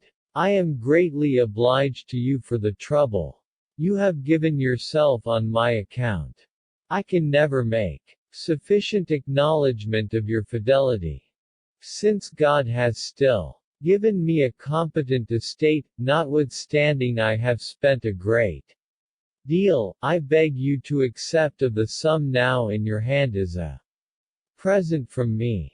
Over and above this, I have a proposal to make to you, which is this: for as much as, by reason of this fatal accident, I am obliged to depart from Cairo, I am resolved never to see it more. So, if you please to accompany me, we shall trade together as equal partners, and divide the profits.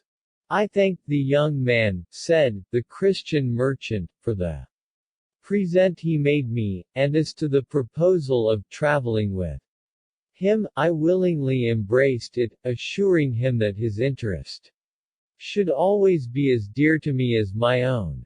We accordingly get a day for our departure, and set out upon our travels.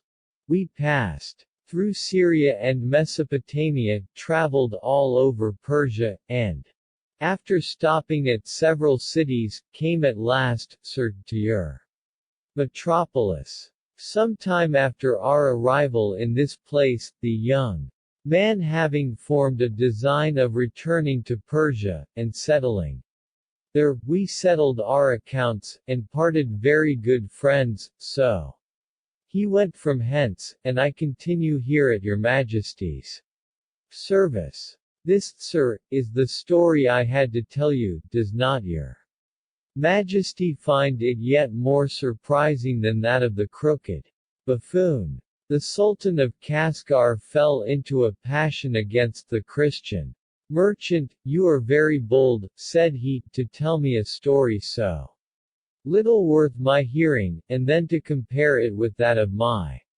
jester. Can you flatter yourself so far as to believe that the trifling adventures of a young rake can make such an impression upon me as those of my jester? Well, I am resolved to hang you all for to revenge his death. This said, the purveyor fell down at the Sultan's feet. Sir, said he, I humbly beseech your majesty to suspend your just wrath, and hear my story, and if my story appears to your majesty to be prettier than that of your jester, to pardon us all for. The Sultan having granted his request, the purveyor began his story. The story told by the Sultan of Kasgar's purveyor. Sir, a person of quality invited me yesterday to his daughter's wedding. I went accordingly to his house at the hour appointed, and found there a large company of doctors, ministers of justice, and others of the best quality in the city.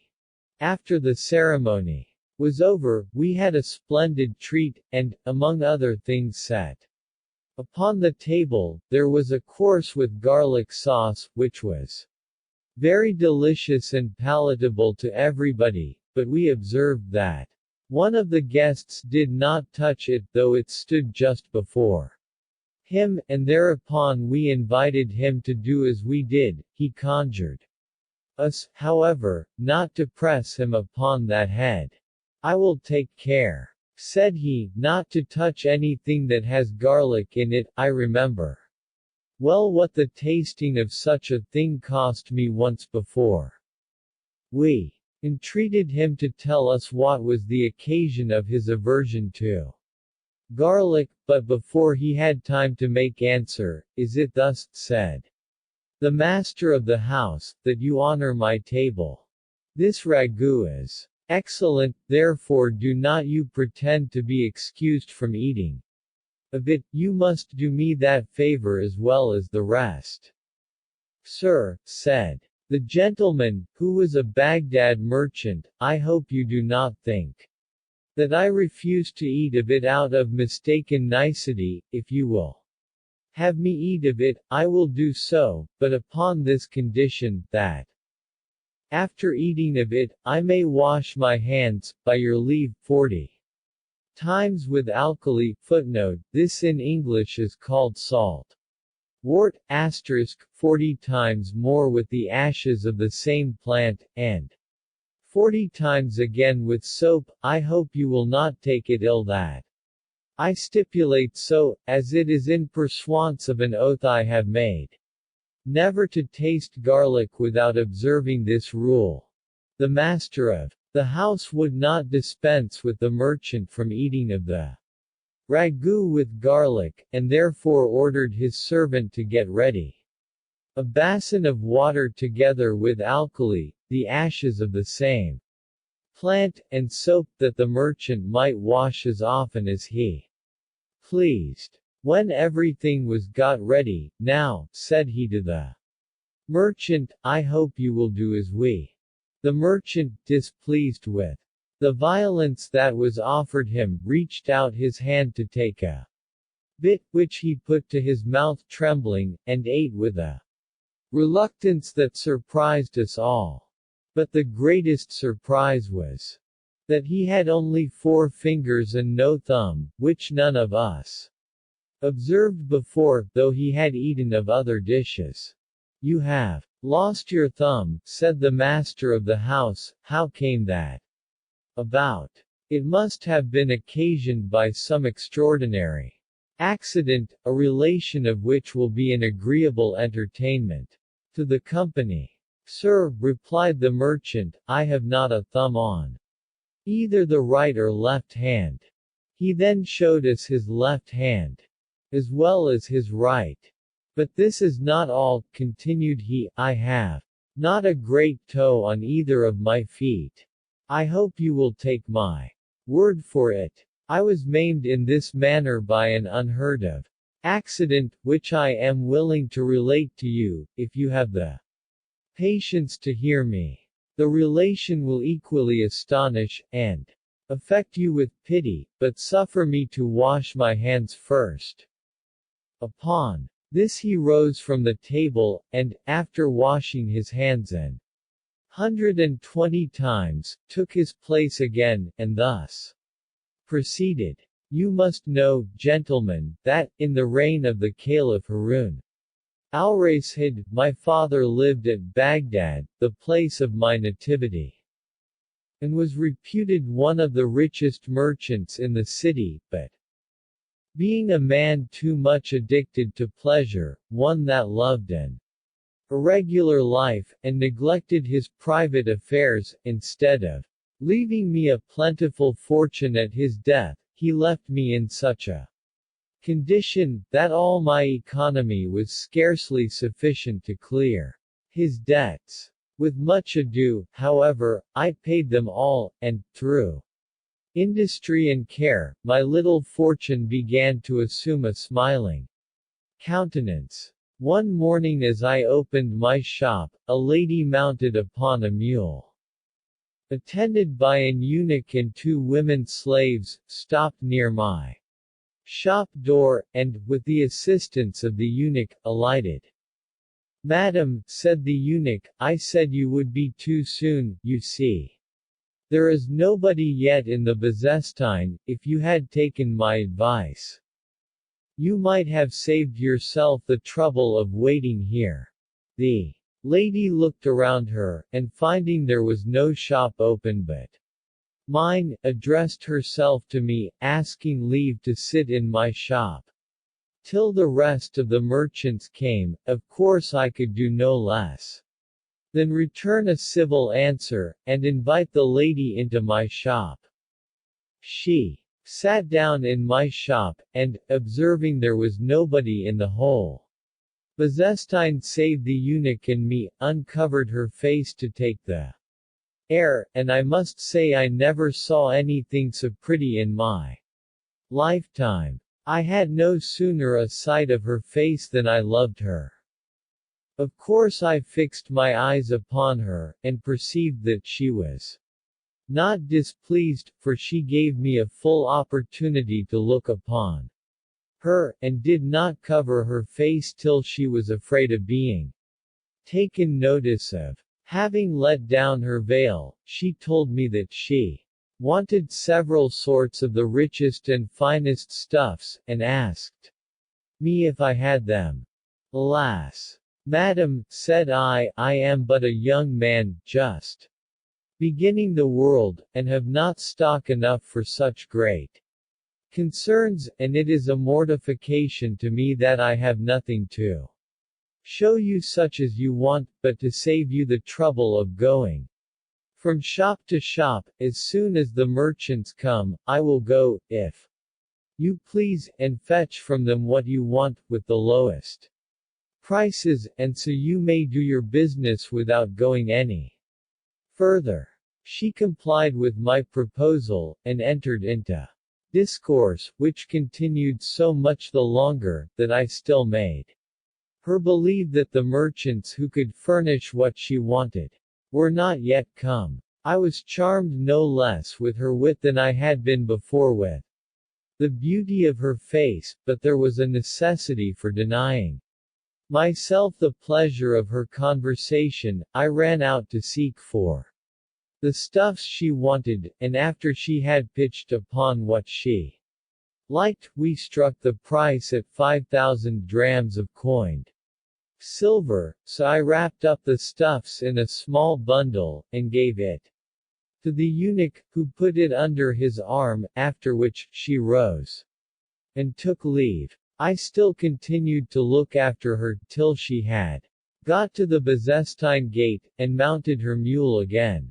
The lady had no sooner disappeared than I perceived that love was the cause of great oversights. It had so engrossed all my thoughts, that I did not recollect she had gone off without paying the money, nor had I the consideration to ask who she was, or where she dwelt.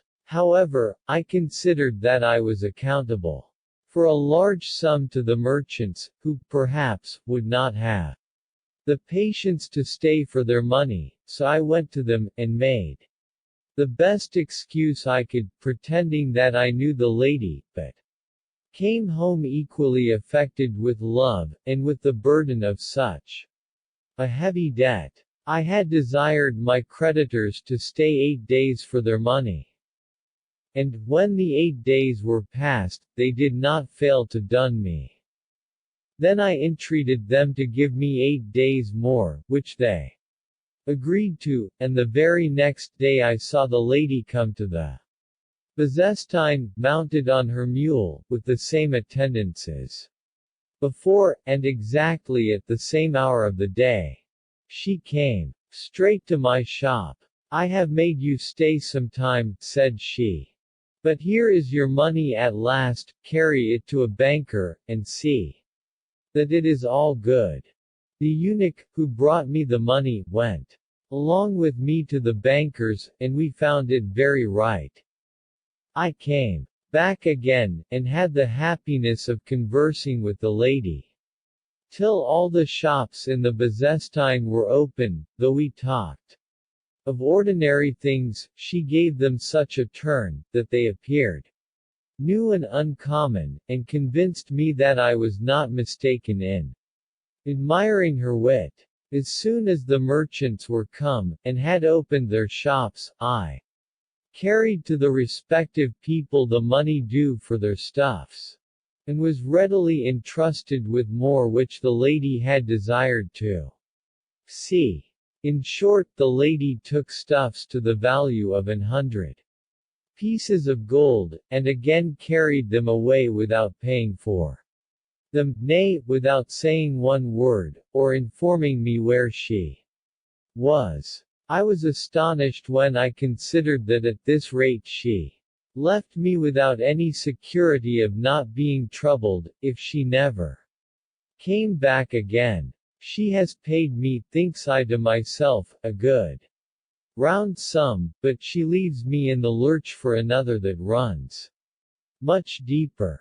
Surely she cannot be a cheat, it is not possible she can have any design to inveigle me. The merchants do not know her, and will all come upon me. In short, my love was not so powerful as to remove the uneasiness I felt when I reflected upon all circumstances. A whole month passed before I heard anything of the lady again, and during that time the alarm grew higher and higher every day. The merchants were impatient for their money. And, to satisfy them, I was even going to sell off all I had. When the lady returned one morning with the same equipage as before. "Take your weights," said she, "and weigh the gold I have brought you." These words dispelled my fear, and inflamed my love. Before we told down the money, she asked me several questions, and particularly if I was married. I made answer, I never was. Then, reaching out the gold to the eunuch, "Let us have your interposition," said she, "to accommodate our matters," upon which the eunuch fell a-laughing, and, calling me aside, made me weigh the gold. While I was weighing, the eunuch whispered in my ear, "I know by your eyes that you love this lady, and am surprised to find you have not the assurance to disclose your love to her. She loves you more passionately than you do her. Do you imagine that she has any real occasion for your stuffs? She only makes an errand to come hither, because you have inspired her with a violent passion. Do but ask her the question, it will be your fault if you do not marry her." "It is true," said I have had a love for her from the first moment I cast my eyes upon her, but I did not aspire to the happiness of thinking my love acceptable to her.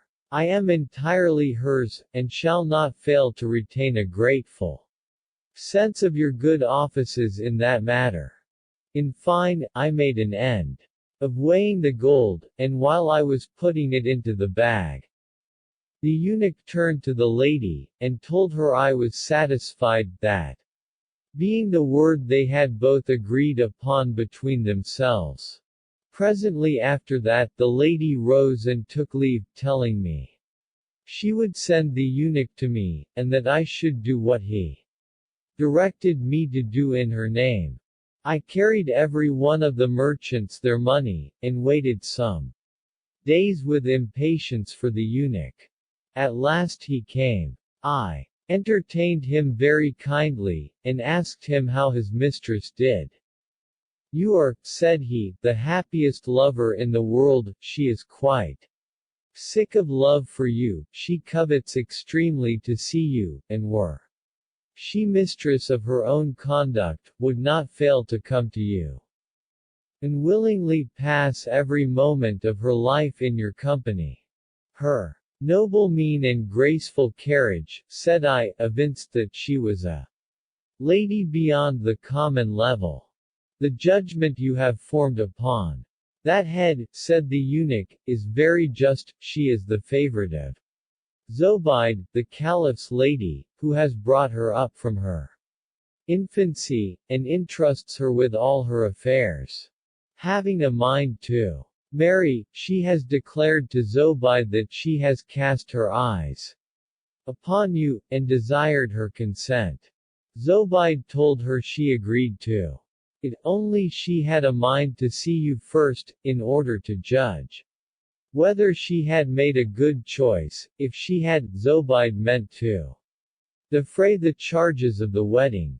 Thus you see your felicity is certain. Since you have pleased the favorite, you will be equally agreeable to the mistress, who seeks only to oblige her favorite, and would by no means thwart her inclination. In fine, all you have to do is to come to the palace. I am sent hither to call you, so you will please to come to a resolution. My resolution is formed already, said I, and I am ready to follow you whithersoever you please to conduct me. Very well, said the eunuch, but you know that men are not allowed to enter the ladies' apartments in the palace, and so you must be introduced. With great secrecy, the favorite lady has contrived the matter. Very well. Upon your side you are to act your part very discreetly, for if you do not, your life is at stake. I gave him repeated assurances of a punctual performance of whatever should be enjoined me. Then, said he, in the evening you must be at the mosque built by the caliph's lady on the banks of the Tigris, and stay there till one comes to call you. I agreed to what he proposed, and, after passing the day in great impatience, went in the evening to the prayer that is said in an hour and a half after sunset in the mosque, and there I stayed. After the people were gone, immediately I saw a boat making up to the mosque, the rowers of which were all eunuchs, who came on shore, and put several large trunks into the mosque, and then retired. Only one of them remained, whom I perceived to be the same eunuch that had all along accompanied the lady, and had been with me that morning. About the same time, I saw the lady enter the mosque, and, making up to her, told her I was ready to obey her orders. Come, said she, we have no time to lose. With that, she opened one of the trunks, and bid me get into it, that being necessary both for her safety and mine. Fear nothing, added she. Leave the management of the rest to me. I considered that I had gone too far to look back, and so obeyed her orders, upon which she locked the trunk. This done, the eunuch who was her confidant, called the other eunuchs who had brought in the trunks, and ordered them to carry them on board again, after which the lady and eunuch re-embarked, and the boatman rowed to Zobeide's apartment. In the meantime, I reflected very seriously upon the danger to which I had exposed myself, and made vows and prayers, though it was then too late. The boat put into the palace gate, and the trunks were carried into the apartment of the officer of the eunuchs, who keeps the key of the ladies' apartments, and suffers nothing to enter without a narrow inspection. The officer was then in bed, consequently there was a necessity for calling him. He was angry that they should break his rest, and chid the favorite lady severely for coming home so late. You shall not come off so easily as you think, for, said he, not one of these trunks shall pass till I have opened every one of them. He then commanded the eunuchs to bring them before him, and open them one by one. The first they began with was that in which I lay, so that I was in the last degree of consternation. The favorite lady, who had the key of the trunk, protested it should not be opened. You know very well, said she, I bring nothing hither but what is to serve Zobeide, your mistress and mine.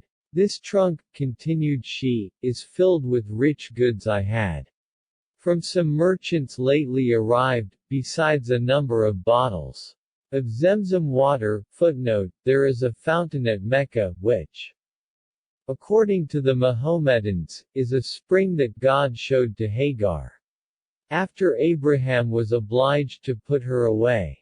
The water of this spring is drank by way of devotion, and is sent in presents to the princes and princesses, sent from Mecca. If any of these should happen to break, the goods will be spoiled, and you must answer for them. Zobeide will take care, I warrant you, to resent your insolence. In fine, she stood up so tight to the matter that the officer did not dare to take upon him to open any of the trunks. Let me go then, said he, carry them off. Immediately the ladies' apartment was opened, and the trunks were carried in. They were scarcely got in, when all of a sudden I heard a cry, here is the Caliph, here comes the Caliph. This put me in such a fright that I wonder I did not die upon the spot, for it was actually the Caliph. What hast thou got in these trunks? Said he to the favorite. Some stuffs, said she, lately arrived, which your Majesty's lady had a mind to see. Open them, cried he, and let me see them too. She pretended to excuse herself, alleging that the stuffs were only proper for ladies, and that by opening them his lady would be deprived of the pleasure of seeing them first. I say, open them, cried the Caliph, I have a mind to see them, and shall see them. She still represented that her mistress would be angry with her if she opened them. No, no, said he, I will engage. She shall not say a word to you for subduing. Come, open them, I cannot stop. There was a necessity of obeying, which gave me such shocking alarms, that I trembled every time I thought on it. Down sat the Caliph, and the favorite ordered all the trunks to be brought before him, one after another. Then she opened them, and, to spin out the time, showed all the beauties of each particular stuff, thinking thereby to tire out his patience, but her stratagem did not take. Being as loath as I to have the trunk where I lay open, she left that till the last. So when all the rest were viewed, come, says the Caliph, make an end, let us see what is in that one. I am at a loss to tell you whether I was dead or alive at that moment, for I little thought of escaping so great a danger. When Zobeide's favorite saw that the Caliph would needs have the trunk opened where I lay, as for this trunk, says she, your Majesty will please to dispense with the opening of it. There are some things in it which I cannot show you unless your lady be by. Well, well, says the Caliph, since it is so, I am satisfied. Order the trunks to be carried away. The word was no sooner spoken, than the trunks were removed into her chamber, where I began to come to life again. As soon as the eunuchs who had brought them were gone, she presently opened the trunk where I was prisoner. Come out, said she, go up these stairs that lead to an upper room, and stay there till I come. The door which led to the stairs she locked after I was in, and that was no sooner done than the Caliph came and clapped him down upon the very trunk wherein I had been. The occasion of this visit was a motion of curiosity that did not respect me. He had a mind to discourse the lady about what she had seen or heard in the city. So they discoursed together a pretty while, after which he left her, and retired to his apartment. When she found the coast clear, she came to the chamber where I was, and made many apologies for the alarms she had given me. My uneasiness, said she, was no less than yours. You cannot well doubt of that, since I have run the same risk. From love to you, perhaps another would not have had the presence of mind to manage matters so dexterously upon so tender an occasion. Nothing less than the love I had for you could have inspired me with courage to do it. But come, take heart, now the danger is over. After some tender discourse between us, she told me it was time to go to bed, and that she would not fail to introduce me to Zobeide, her mistress, tomorrow, some hour of the day, for the Caliph never sees her, added she, but at nights. Heartened by these words, I slept very well, or at least whatever interruptions happened were agreeable disquietings, caused by the hopes of enjoying a lady blessed with such sparkling wit and beauty.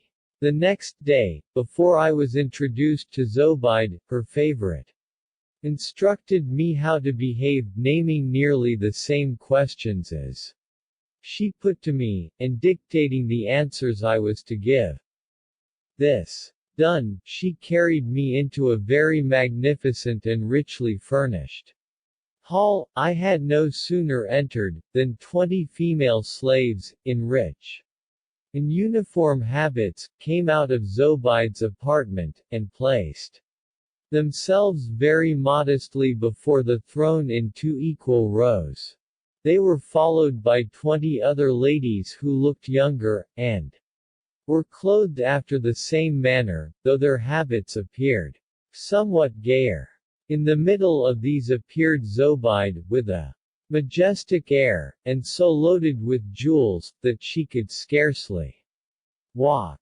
Zobeide then went and sat down on the throne, and the favorite lady, who had accompanied her, just by her, on her right hand, the other ladies being placed at some distance on each side of the throne. The Caliph's lady having sat down, the slaves who came in first made a sign for me to approach. I advanced between the rows they had formed, and prostrated myself upon the tapestry under the princess's feet. She ordered me to rise, and did me the honor to ask my name, my family, and the condition of my fortune, to all which I gave her satisfactory answers, as I perceived not only by her countenance, but by her words.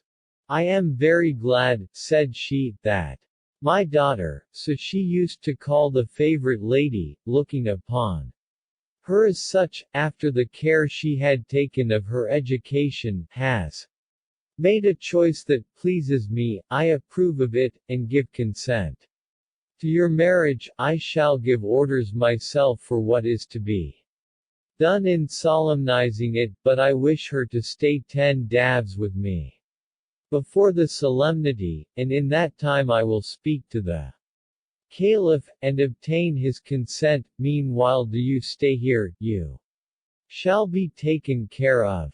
Accordingly I stayed 10 days in the lady's apartments, and during that time was deprived of the pleasure of seeing the favorite lady, but was so well used, by her orders, that I had no reason to be dissatisfied. Zobeide told the Caliph her resolution of marrying the favorite lady, and he, leaving to her the liberty of doing upon that head as she pleased, granted the favorite a considerable sum to help her fortune. When the 10 days were expired, Zobeide ordered the contract of marriage to be drawn up, and the necessary preparations being made for the solemnity, the dancers, both men and women, were called in, and rejoicings continued in the palace 9 days. The 10th day being appointed for the last ceremony of the marriage, the favorite lady was conducted to a bath, and I to another. At night I sat down at table, and had all manner of rarities served up to me, and, among other things, ragout with garlic, such as you have now forced me to eat of. This ragout I liked so well, that I scarcely touched any other of the dishes. But such was my unhappiness, that when I rose from the table, I only wiped my hands instead of washing them well, a piece of negligence of which I had never before been guilty. Though it was night, the whole apartment of the ladies was as light as day, by means of illuminations. Nothing was to be heard in the palace but music and acclamations of joy. My bride and I were introduced into a great hall, where we were placed upon 2 thrones. The women who attended her made her shift herself several times, and painted her face with different sorts of colors, according to the usual custom on wedding days, and every time she changed her habit, they exposed her to my view. After these ceremonies, we were conducted to the wedding room.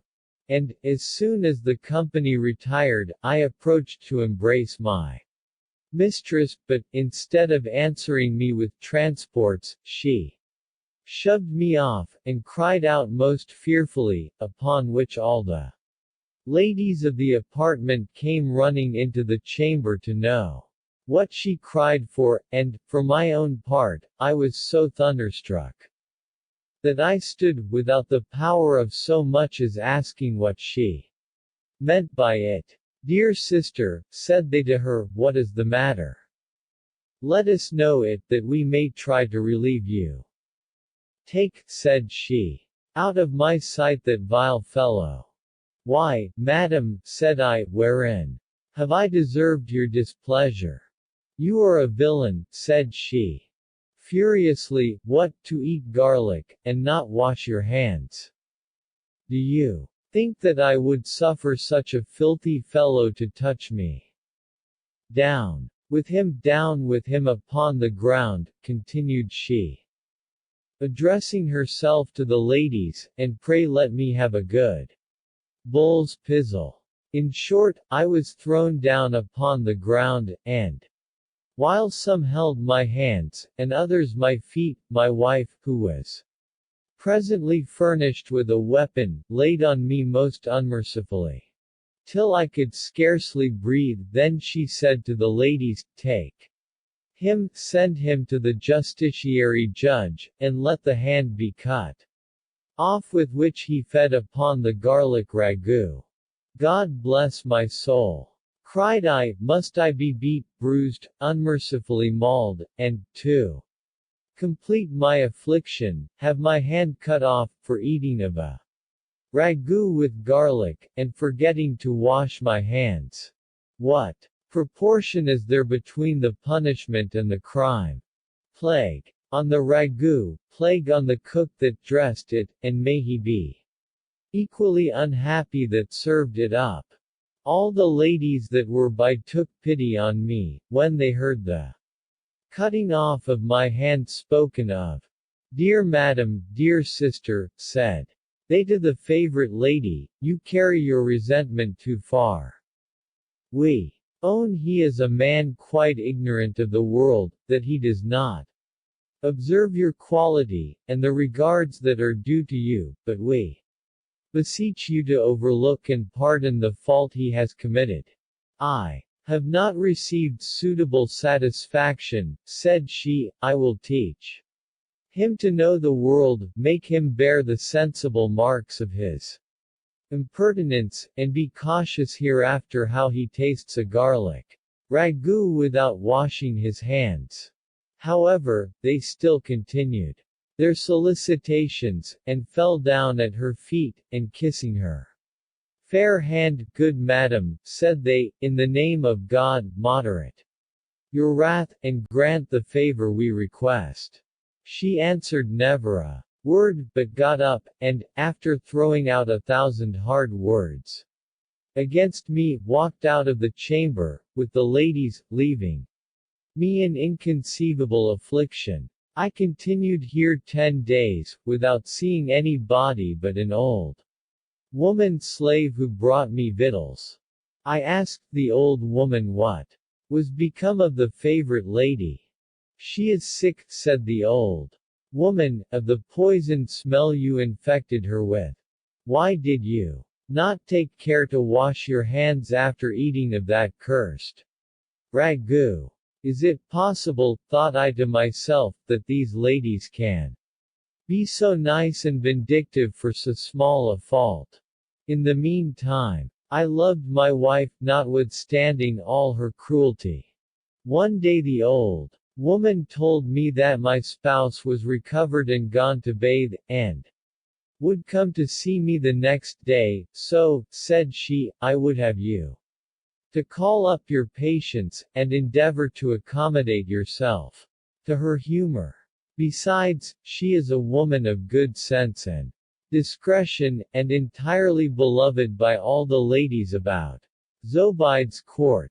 Accordingly my wife came next night, and accosted me thus, you see I am too good in seeing you again, after the affront you have offered me, but still I cannot stoop to be reconciled to you, till I have punished you according to your demerit, in not washing your hands after eating the garlic ragout. This said, she called the ladies, who, by her order, threw me upon the ground, and, after binding me fast, had the barbarity to cut off my thumbs and great toes with a razor. One of the ladies applied a certain root to staunch the blood, but by the bleeding and pain I swooned away. When I came to myself, they gave me wine to drink to recruit my strength. Ah, madam, said I to my wife, if ever I eat of garlic ragout again, I solemnly swear to wash my hands 120 times with the herb alkali, with the ashes of the same plant, and with soap. Well, replied my wife, upon that condition I am willing to forget what is past, and live with you as my husband. This, continued the Baghdad merchant, addressing himself to the company, is the reason why I refuse to eat of the garlic ragout now upon the table. To make an end of the Baghdad merchant's story, the ladies said, he applied to my wounds, not only the root I mentioned to you, but likewise some balsam of Mecca, which they were morally assured was not adulterated, because they had it from the Caliph's own dispensatory. By virtue of that admirable balsam I was perfectly cured in a few days, and my wife and I lived together as agreeably as if I had never eaten of the garlic ragout. But having been all my lifetime used to the liberty of ranging abroad, I was very uneasy at being confined to the Caliph's palace, and yet said nothing of it to my wife, from a fear of displeasing her. She smelt it, however, and wanted nothing more herself than to get out, for it was gratitude alone that made her continue with Zobeide. In fine, being a very witty woman, she represented, in lively terms, to her mistress, the constraint I was under in not living in the city with my fellow companions, as I had always done. This she did so effectually, that the good princess chose rather to deprive herself of the pleasure of having her favorite about her, than not to grant what she desired. Accordingly, about a month after our marriage, my wife came into my room with several eunuchs, each carrying a bag of silver. When the eunuchs were gone, "You never told me," said she, "that you were uneasy in being confined to court, but I perceived it very well, and have happily found means to make you contented. My mistress Zobeide gives us leave to go out of the palace, and here are 50,000 sequins, of which she has made us a present, in order to enable us to live comfortable in the city. Take 10,000 of them, and go and buy us a house." I soon purchased a house, and, after furnishing it richly, we went and lived in it, and kept a great many slaves of both sexes, with a very pretty equipage.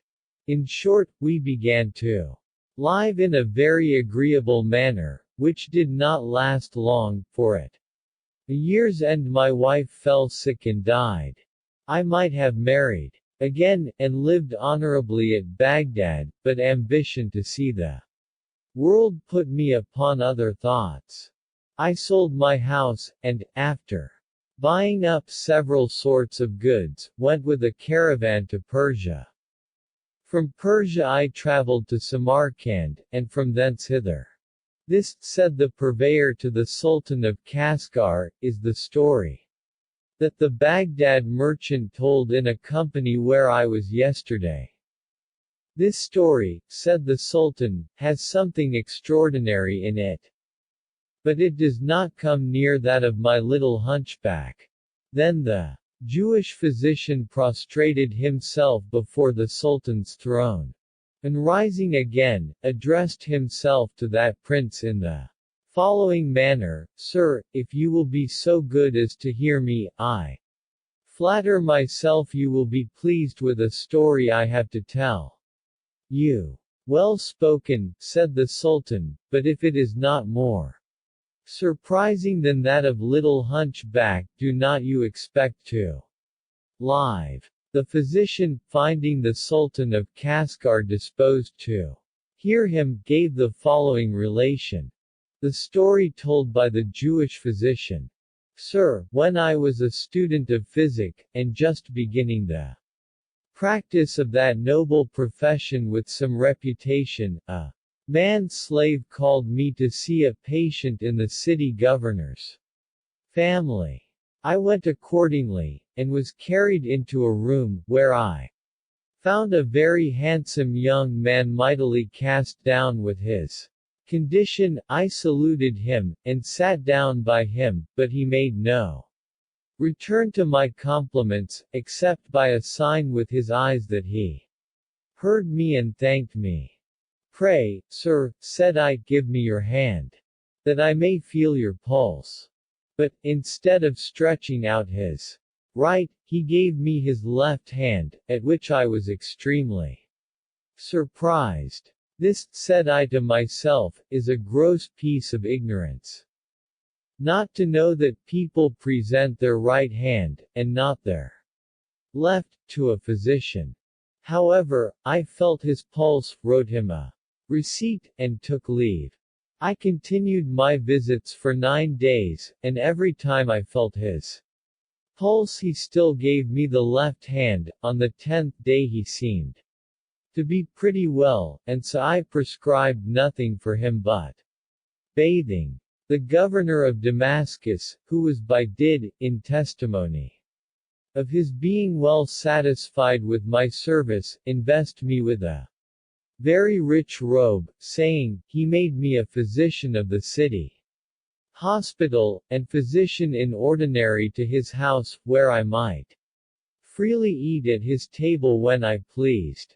The young man likewise showed me many civilities, and asked me to accompany him to the bath. Accordingly we went together, and when his attendants had undressed him, I perceived he wanted the right hand, and that it had not been long cut off, which had been the occasion of his distemper, though concealed from me, for while the people about him were applying proper medicines externally, they had called me to prevent the ill consequences of the fever he was then in. I was very much surprised and concerned on seeing his misfortune, which he observed by my countenance.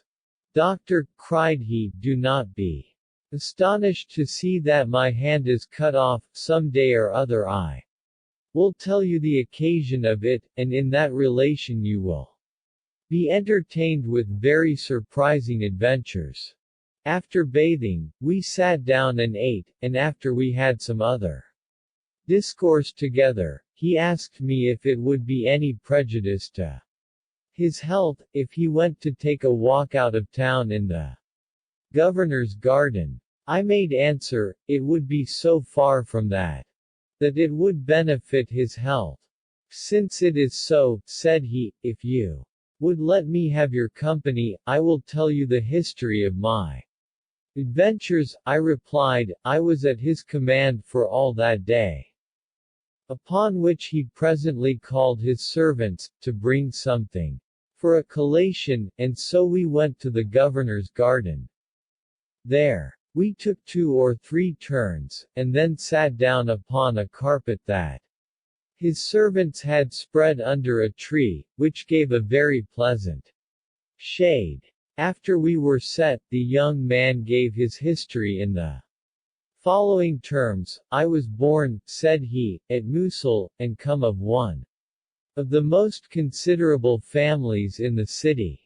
My father was the eldest of 10 brothers that were all alive, and all married. When my grandfather died, all the brothers were childless but my father, and he had never a child but me.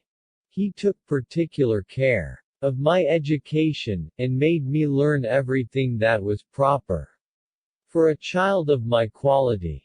When I was grown pretty tall, and beginning to keep company with the world, I happened one Friday to be at noon prayers with my father and my uncles, in the great mosque at Mosul, and after prayers were over, the rest of the company going away, my father and my uncles continued sitting upon the best tapestry in the mosque, and I sat down by them.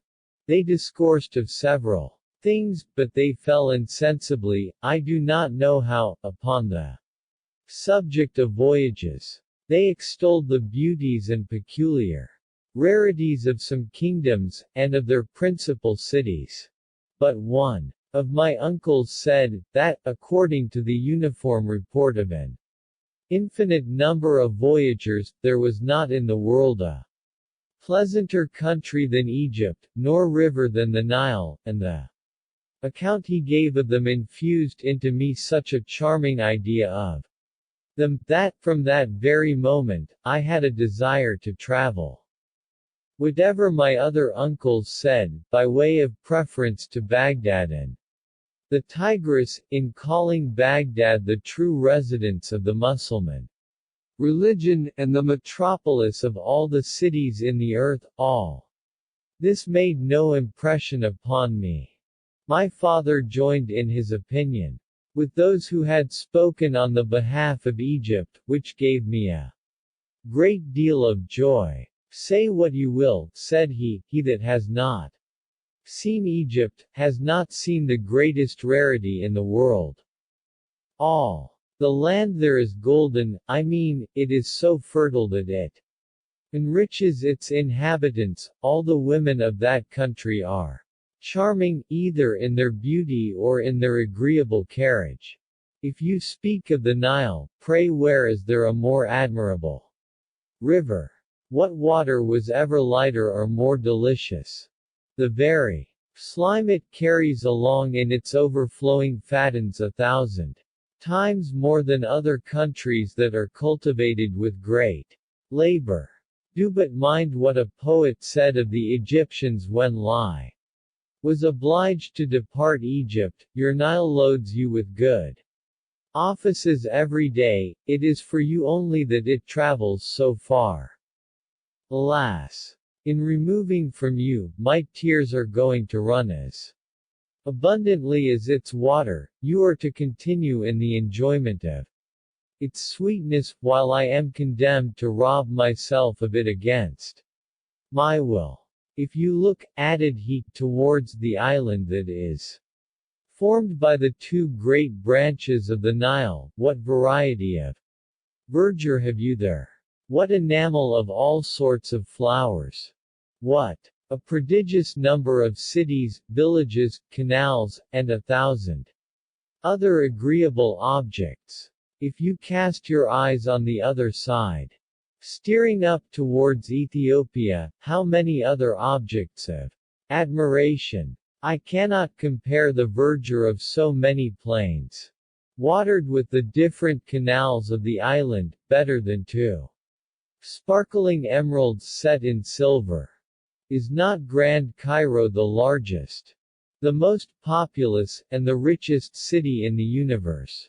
What a prodigious number of magnificent edifices, both public and private! If you view the pyramids, you will be seized with astonishment, you will turn stiff and immovable at the sight of these masses of stone of an extravagant thickness, which rise to the skies, and you will be obliged to confess, that the pharaohs who employed such riches, and so many men in building them, must have surpassed all the monarchs that have appeared since, not only in Egypt, but all the world over, in magnificence and invention, so transcendent are the monuments they have left, worthy of their memory, monuments so ancient, that the learned cannot agree as to the time of their erection, and yet such as last to this day, and will last while ages are.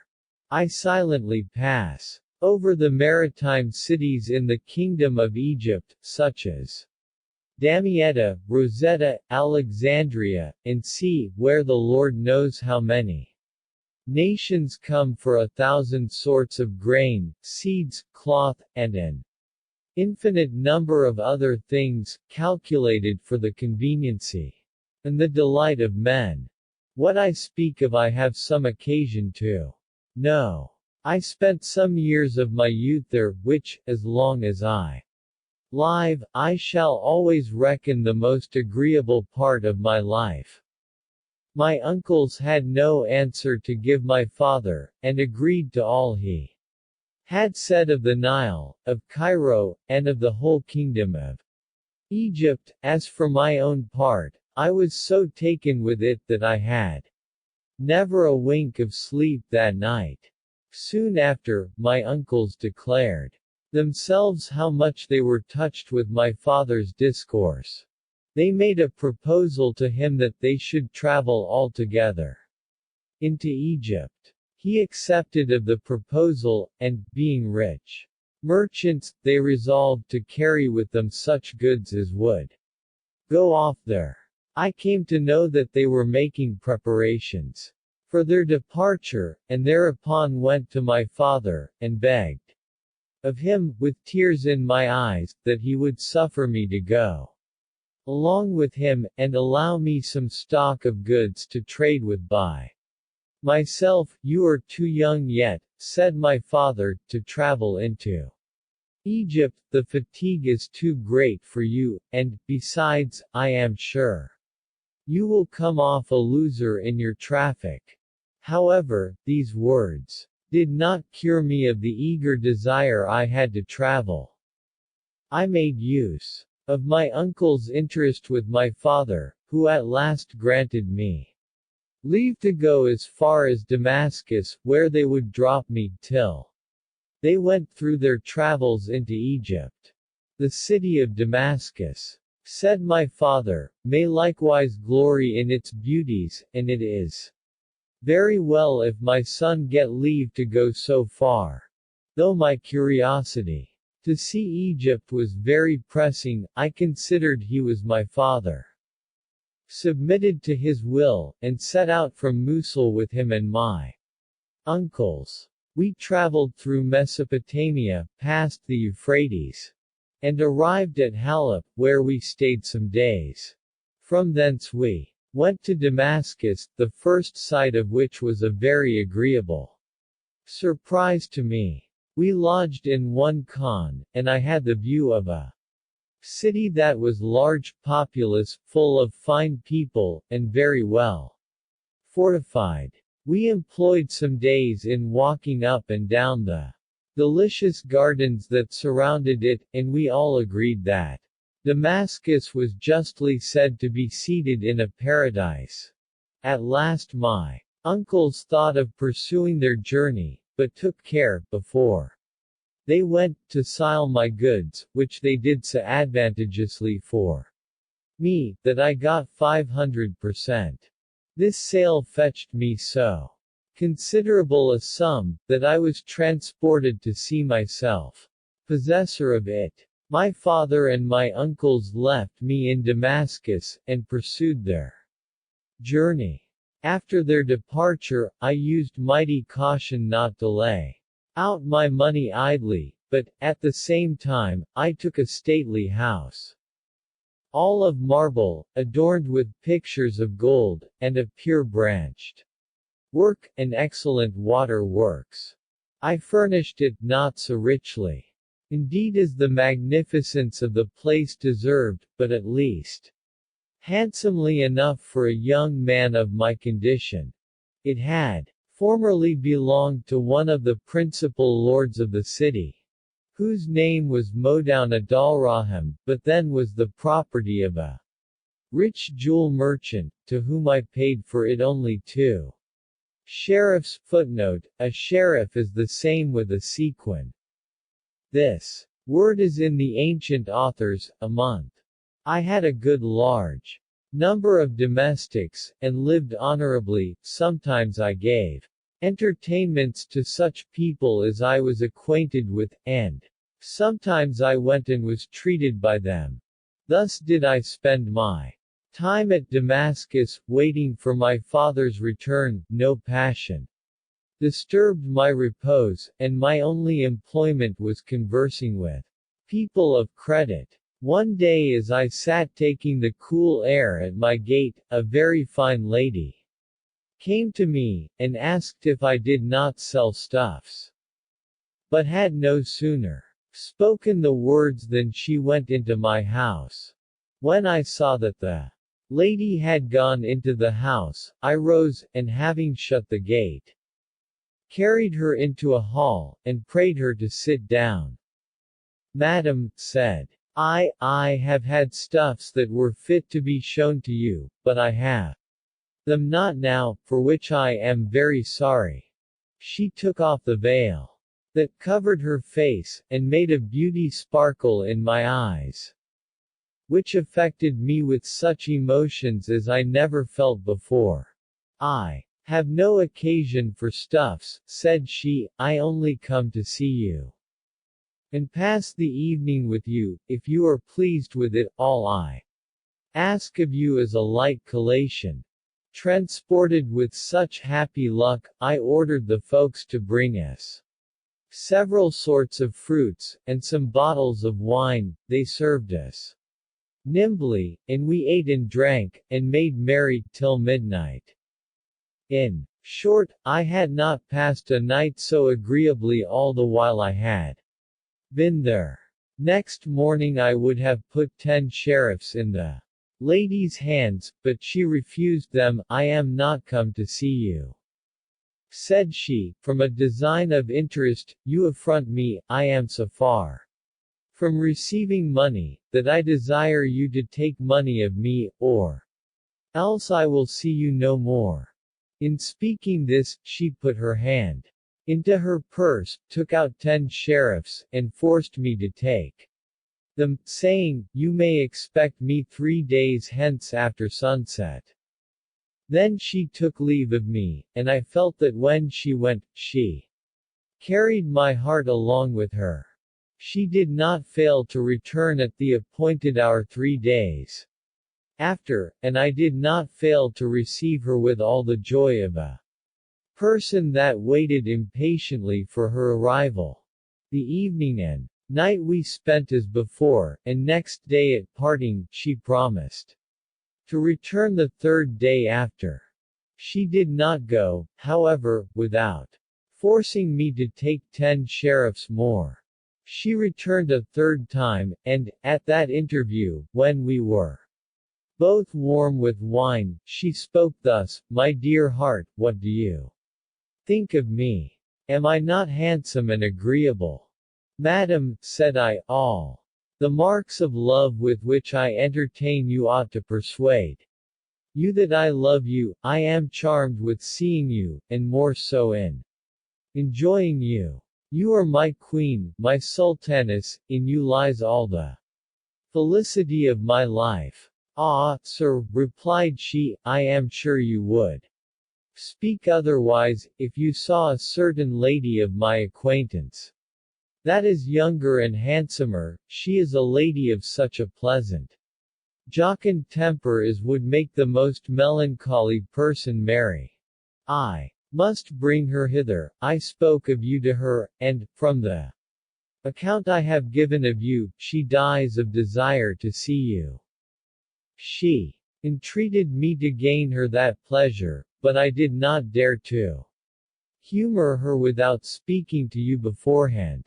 "Madam," said I, "you shall do what you please, but whatever you may say of your friend, I defy all her charms to tear my heart from you, to whom it is so inviolably tied, that nothing can disengage it. Do not be too positive," said she. "I now tell you I am about to put your heart to a strange trial." We stayed together all night, and next morning at parting, instead of 10 sheriffs, she gave me 15, which I was forced to accept. "Remember," said she, "that in 2 days you are to have a new guest. Pray take care to give her a good reception. We come at the usual hour after sunset." I took care to have my hall in great order, and a nice collation prepared against they came. I waited for the 2 ladies with impatience, and at last they arrived. They both unveiled themselves, and as I had been surprised with the beauty of the first, I had reason to be much more so when I saw her friend. She had regular features, a lively complexion, and such sparkling eyes that I could hardly bear their splendor. I thanked her for the honor she did me, and entreated her to excuse me if I did not give her the reception she deserved. "No compliments," said she, "it should be my part to make them to you for allowing my friend to bring me hither. But, since you are pleased to suffer it, let us lay aside all ceremony, and think of nothing but making merry." As soon as the ladies arrived, the collation was served up, and we sat down to supper. I sat opposite to the stranger lady, and she never left off looking upon me with a smile. I could not resist her conquering eyes, and she made herself mistress of my heart with such force, that I had not power to offer opposition. But, by inspiring me, she took fire herself, and was equally touched, and was so far from showing anything of constraint in her carriage, that she told me many sensible moving things. The other lady did nothing at first but laugh at us. "I told you," said she, addressing herself to me, "you would find my friend full of charms, and I perceive you have already violated the oath you made of being faithful to me. Madam, said I, laughing as well as she, you would have reason to complain of me, if I were wanting in civility to a lady whom you brought hither, and one whom you are fond of, you might then upbraid me, both of you, for not knowing the measures of hospitality and entertainment. We continued to drink on, but as the wine grew warm in our stomachs, the stranger lady and I ogled one another with so little reserve, that her friend grew jealous, and quickly gave us a dismal proof of her jealousy. She rose from the table, and went out, saying she would be with us presently again, but a few moments after, the lady that stayed with me changed her countenance, fell into violent convulsions, and, in fine, expired in my arms, while I was calling to the people to come and assist me in relieving her. Immediately I went out, and asked for the other lady, and my people told me she had opened the street door and gone out of doors. Then I suspected she had been the cause of her friend's death. In fine, she had the dexterity and the malice to put some strong poison into the last glass, which she gave her out of her own hand. I was afflicted to the last degree with the accident. What shall I do? Thinks I within myself, what will become of me? I thought there was no time to lose, and so, it being then moonlight, made my servants quietly take up a great piece of marble, with which the yard of my house was paved, under that I made them dig a hole presently, and there inter the corpse of the young lady. After replacing the stone, I put on a traveling suit, and took what silver I had, and, having locked up everything, affixed my own seal to the door of my house. This done, I went to seek for the jewel merchant. My landlord paid him what rent I owed, with a year's rent more, and giving him the key, prayed him to keep it for me. A very urgent affair, said I, obliges me to be absent for some time. I am under the necessity of going to find out my uncles at Cairo. I took my leave of him, and that very moment mounted my horse, and set out with my equipage. I had a good journey, and arrived at Cairo without any ill accident. There I met with my uncles, who were much surprised to see me. To excuse myself, I pretended that I was tired staying for them, and, hearing nothing of them, was so uneasy that I could not be satisfied without coming to Cairo. They received me very kindly, and promised my father should not be angry with me for leaving Damascus without his permission. I lodged in the same khan with them, and saw all the curiosities of Cairo. Having finished their traffic, they began to speak of returning to Mosul, and to make preparations for their departure. But I, having yet a mind to see something in Egypt, left my uncles, and went to lodge at a great distance from the Khan, and did not appear till they were gone. They had sought for me all over the city, but, not finding me, they judged the remorse of having come to Egypt without my father's consent, had induced me to return to Damascus, without saying anything to them. So they began their journey, expecting to find me at Damascus, and there to take me up. I remained at Cairo, after their departure, 3 years, to give full satisfaction to the curiosity I had of seeing all the wonders of Egypt. During that time, I took care to send money to the jewel merchant, ordering him to keep my house for me, for I had a design to return to Damascus, and stay there for some years. I had no adventure at Cairo worthy of your hearing, but doubtless you will be surprised at that I met with after my Returned to Damascus. On my arrival in this place, I went to the jewel merchant's house, who received me joyfully, and went along with me to my house, to show me that nobody had entered it whilst I was absent. The seal was still entire upon the lock, and, when I went in, I found everything in the same order in which I left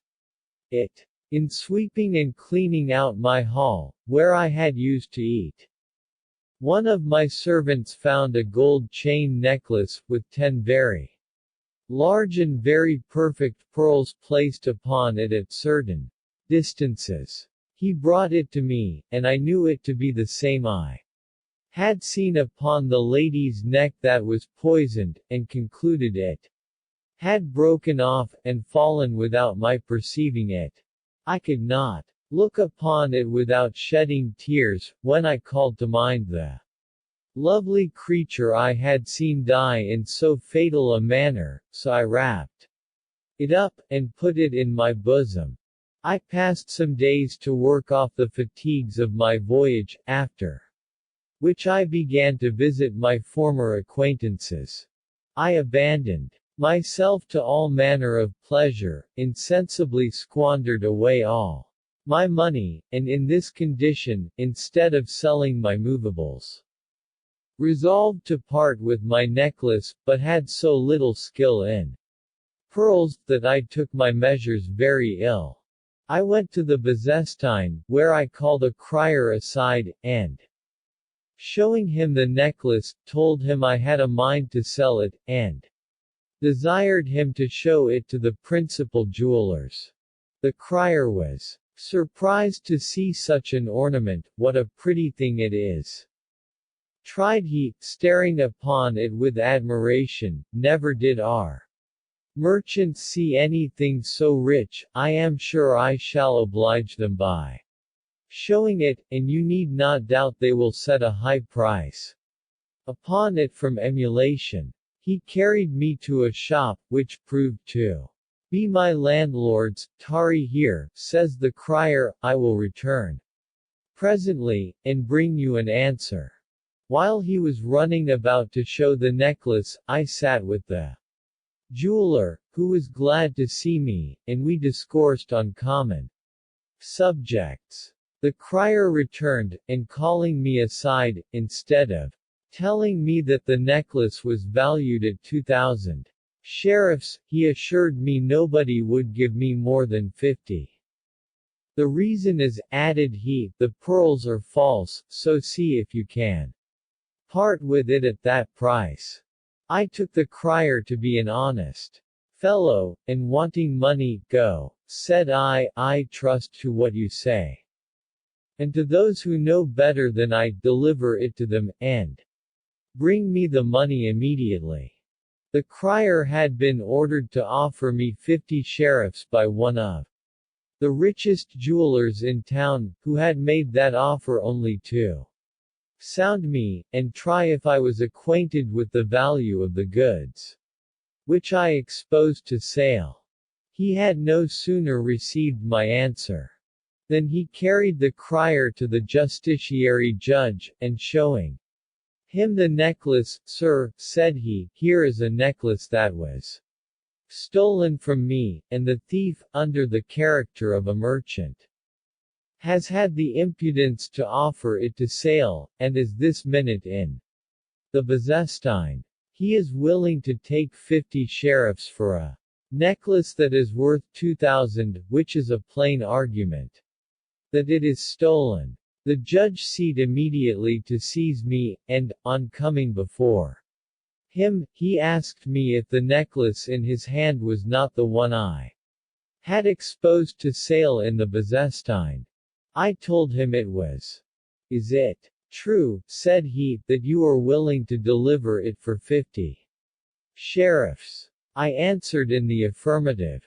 Well, said he, in a scoffing way, give him the bastinado, he will quickly tell us, with all his fine merchant's clothes, that he is only a downright thief. Let him be beaten till he confesses the violence of the Blows made me tell a lie. I confessed, though it was not true, that I had stolen the necklace, and presently the judge ordered my hand to be cut off.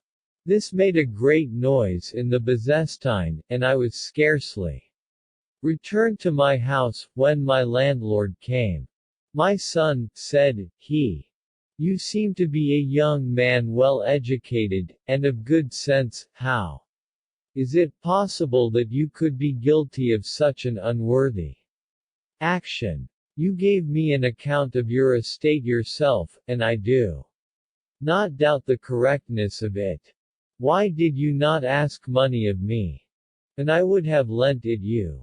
Since, however, the thing has happened, I cannot allow you to lodge longer in my house. You must look out for other lodgings.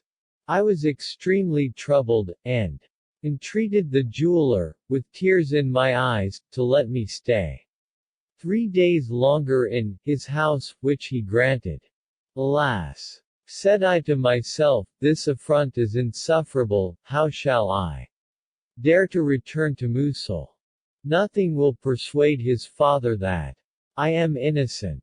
3 hours after this fatal accident, my house was assaulted by the judge's officers, accompanied by my landlord and the merchant, who had falsely accused me of having stolen the necklace. I asked them what brought them there. But, instead of giving me an answer, they bound me, calling me 1,000 rogues, and told me that the necklace belonged to the governor of Damascus, who had lost it about 3 years ago, and whose daughter had not been heard of since. Conceive my thoughts when I heard this news.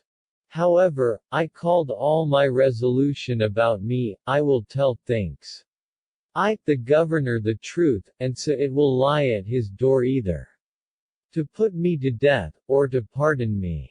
When I was brought before him, I observed he looked upon me with an eye of compassion, from whence I prophesied good things.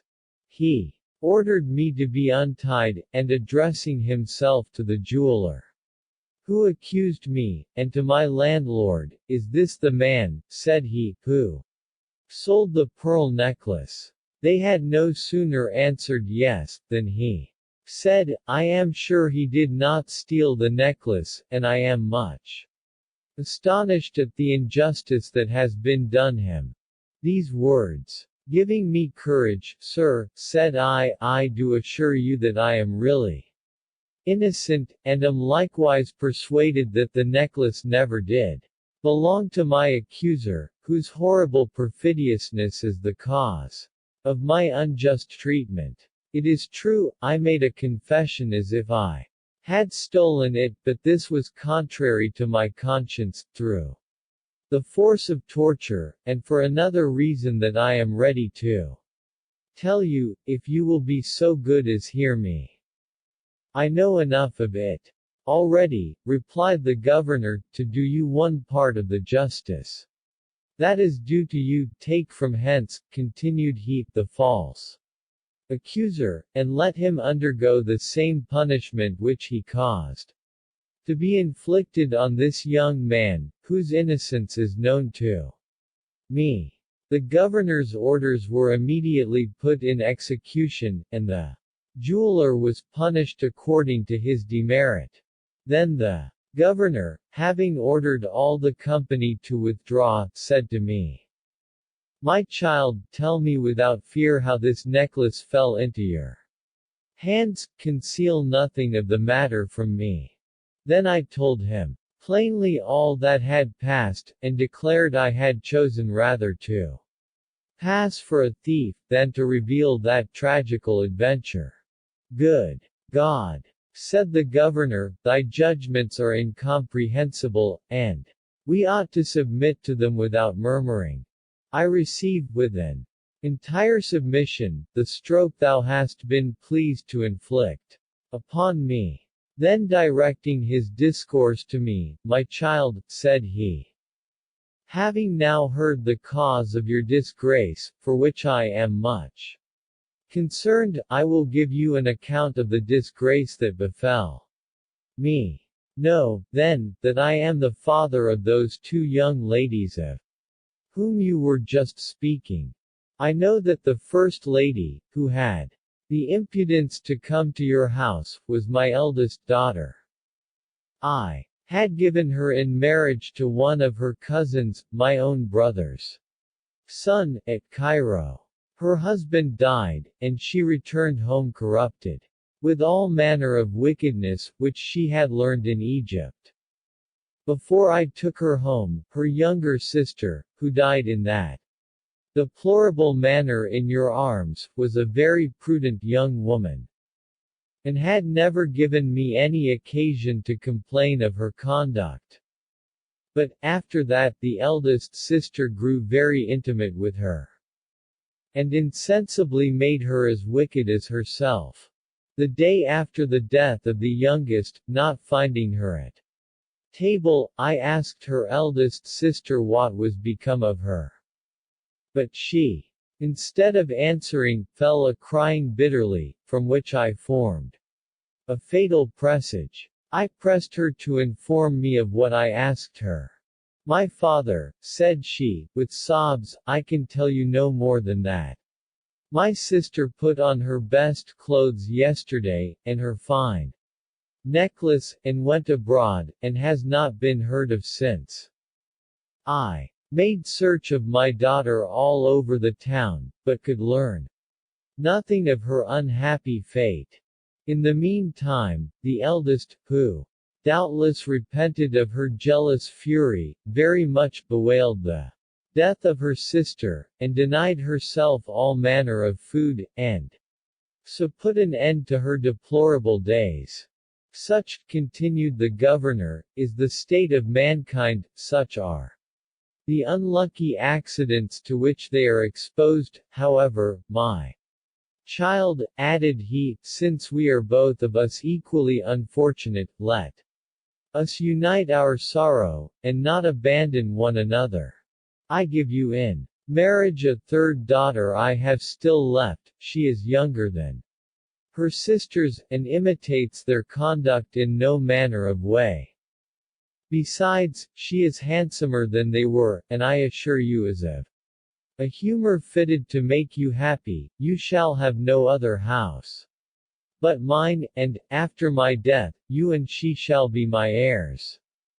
Sir, said I am ashamed of all your favors, and shall never be able to make a sufficient acknowledgment.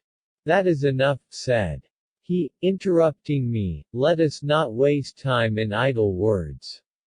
He then called for witnesses, ordered the contract of marriage to be drawn, and I married his daughter without further ceremony. He was not satisfied with punishing the jeweler who had falsely accused me, but confiscated for my use all his goods, which were very considerable. As for the rest, since you have been called to the governor's house, you have seen what respect they pay me there. I must tell you further, that a man, who was sent by my uncles to Egypt on purpose to inquire for me there, passing through this city, found me out, and came last night, and delivered me a letter from them. They gave me notice of my father's death, and invited me to come and take possession of his estate at Mosul, but as the alliance and friendship of the governor has fixed me with him, and will not suffer me to remove from him, I have sent back the express, with an order which will secure to me what is my due. Now, after what you have heard, I hope you will pardon my incivility, during the course of my illness, in giving you my left hand. This, said the Jewish physician, is the story I heard from the young man of Mosul. I continued at Damascus as long as the governor lived. After his death, being in the flower of my age, I had the curiosity to travel. Accordingly, I went over Persia to the Indies, and came at last to settle in your capital, where I practice physic with reputation and honor. The Sultan of Kashgar was pretty well pleased with this last story. I must say, said he to the Jew, your story is very odd. But I declare freely, that little humps is yet more extraordinary, and much more comical, therefore yawn or not to expect that I will give you your life any more than the rest, I will hang you all for. Pray, sir, stay a minute, said the tailor, and then prostrating himself at the Sultan's feet. Since your Majesty loves pleasant stories, I have one to tell you that is very comical. Well, I will hear thee too, said the Sultan, but do not flatter thyself that I will suffer thee to live, unless thou tellest me some adventure that is yet more diverting than that of the hump-bucked man. Upon this the tailor, as if he had been sure of his project, spoke very briskly to the following purpose. The story told by the tailor. A citizen of this city did me the honor, 2 days ago, to invite me to a treat, which he was to give to his friends yesterday morning.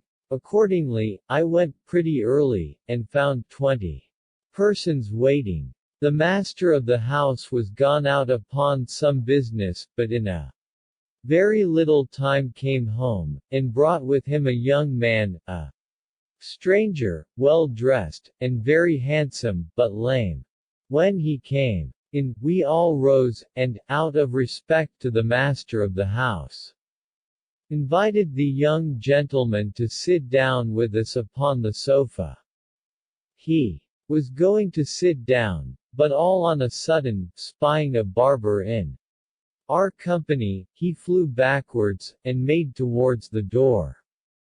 The master of the house, being surprised, stopped him. Where are you going? Said he. I brought you along with me to do me the honor of being my guest, and you are no sooner got into my house than you run away again. Sir, said the young man, for God's sake do not stop me, let me go, I cannot, without horror, look upon that abominable barber, though he was born in a country where all the natives are whites, he resembles an Ethiopian, and when all is come to all, his soul is yet blacker, and yet more horrible than his face. We were, continued the tailor, surprised to hear the young man speak so, and began to have a very bad opinion of the barber, without knowing what ground the young man had for what he said. Nay, we protested we would not suffer any one to remain in our company who bore so horrid a character. The master of the house entreated the stranger to tell us what reason he had for hating the barber.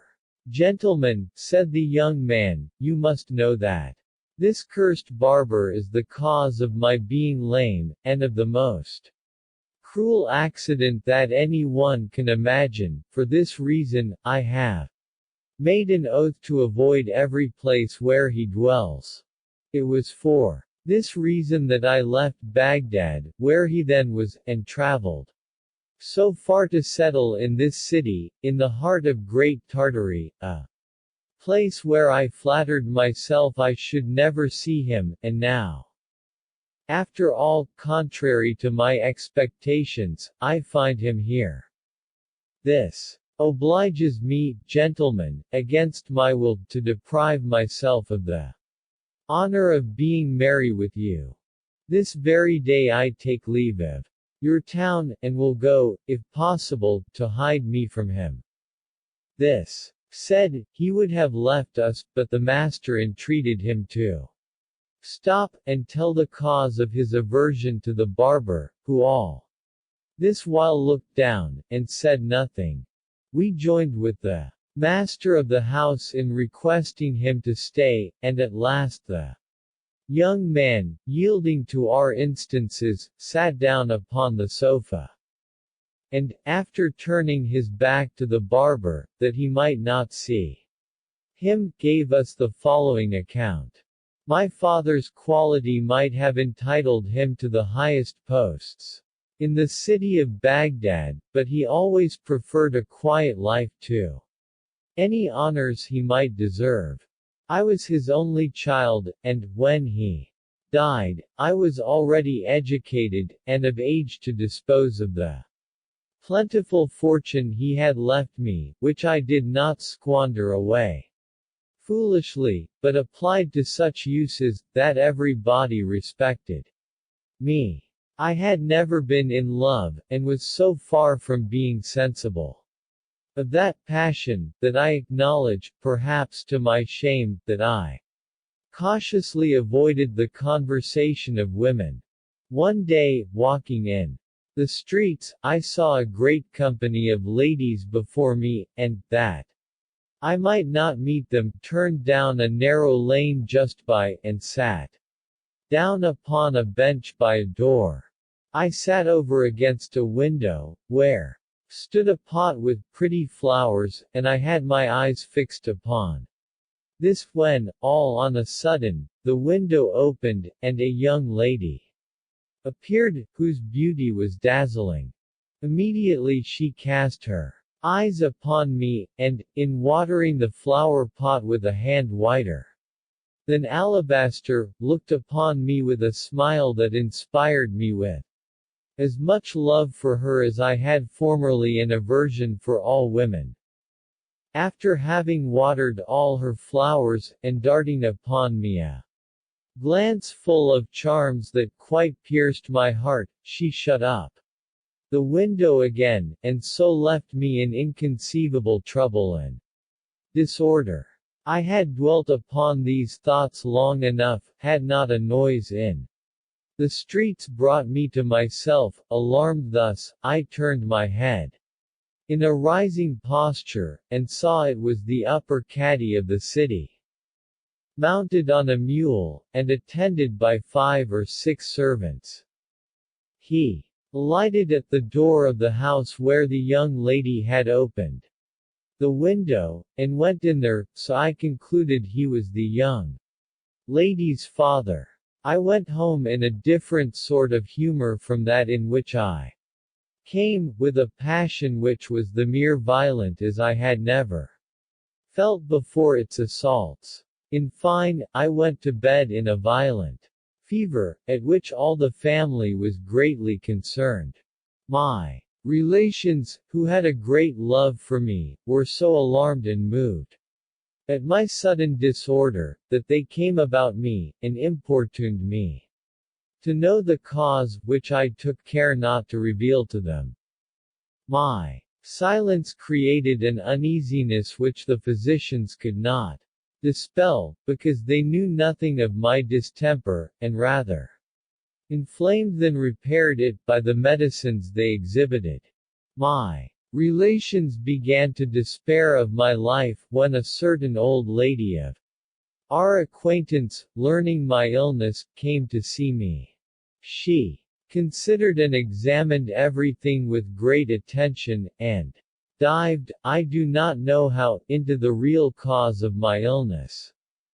Then she took my relations aside, and desired they would retire from the room. When the room was clear, she sat down on the side of my bed. My child, said she, you are very obstinate in concealing hitherto the cause of your illness, but you have no occasion to reveal it to me. I have experience enough to penetrate into a secret. You will not surely disown that it is love that makes you sick. I can find a way to cure you, if you but let me know who the happy lady is that could move a heart so insensible as yours. For you have the name of a woman-hater, and I was not the last that perceived you to be of that temper, but, in short, what I foresaw has just come to pass, and am now glad of the opportunity to employ my talents in bringing you out of pain.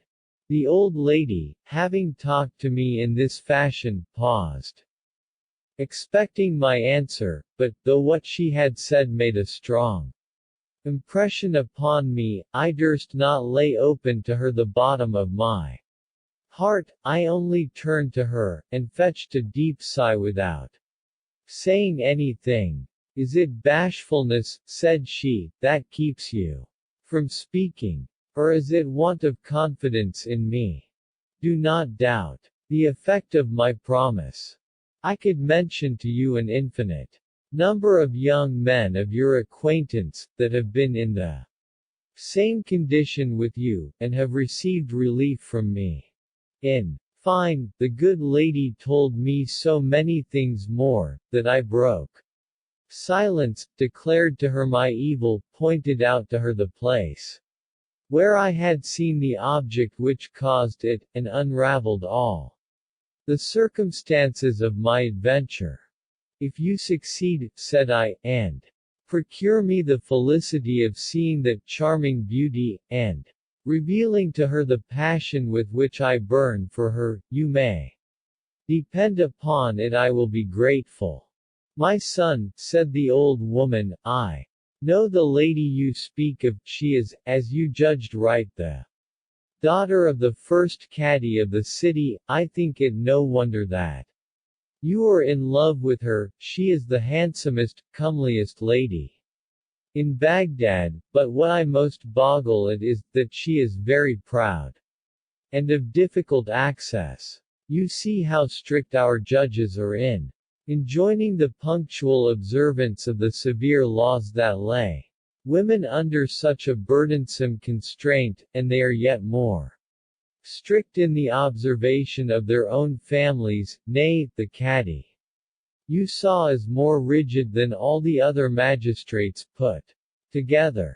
They are always preaching to their daughters what a heinous crime it is to show themselves to men, and by this means the girls themselves are so prepossessed with the notion, that they make no other use of their own eyes than to conduct them along the streets when necessity obliges them to go abroad. I do not say absolutely that the caddi's daughter is of that humor, but I still fear to meet with as great obstacles on her side as on her father's. Would to God you had loved some other lady, then I had not had so many difficulties to surmount. However, I shall employ all my wits to compass the thing, but time is required. In the meantime, take heart, and trust to me." The old woman took leave, and as I weighed within myself all the obstacles she had been talking of, the fear of her not succeeding inflamed my illness. Next day she came again, and I read in her countenance that she had no favorable news to impart. She spoke thus: "My child, I was not mistaken in the matter. I have somewhat else to conquer besides the vigilance of a father. You love an indifferent, insensible girl, who takes pleasure in making those to burn with love that suffer themselves to be charmed by her. When she has once gained that point, she will not deign them the least comfort. She heard me with pleasure, when I spoke of nothing but the torment she had made you undergo, but I had no sooner requested her to allow you to see, and converse with her, than, with a terrible look, 'You are very bold,' said she, 'to make such a proposal to me. I discharge you ever to see me again with such discourse in your mouth.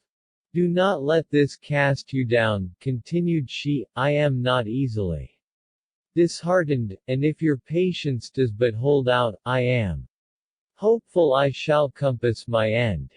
To shorten my story," said the young man, "this good procuress made several attempts on my behalf with the proud enemy of my rest. The fret I thereby underwent inflamed my distemper to that degree that my physicians gave me quite over, so that I was looked on as a dead man, when the old woman came to give me life. That nobody might hear what was said, she whispered in my ear. Remember now you owe me a present for the good news I bring you.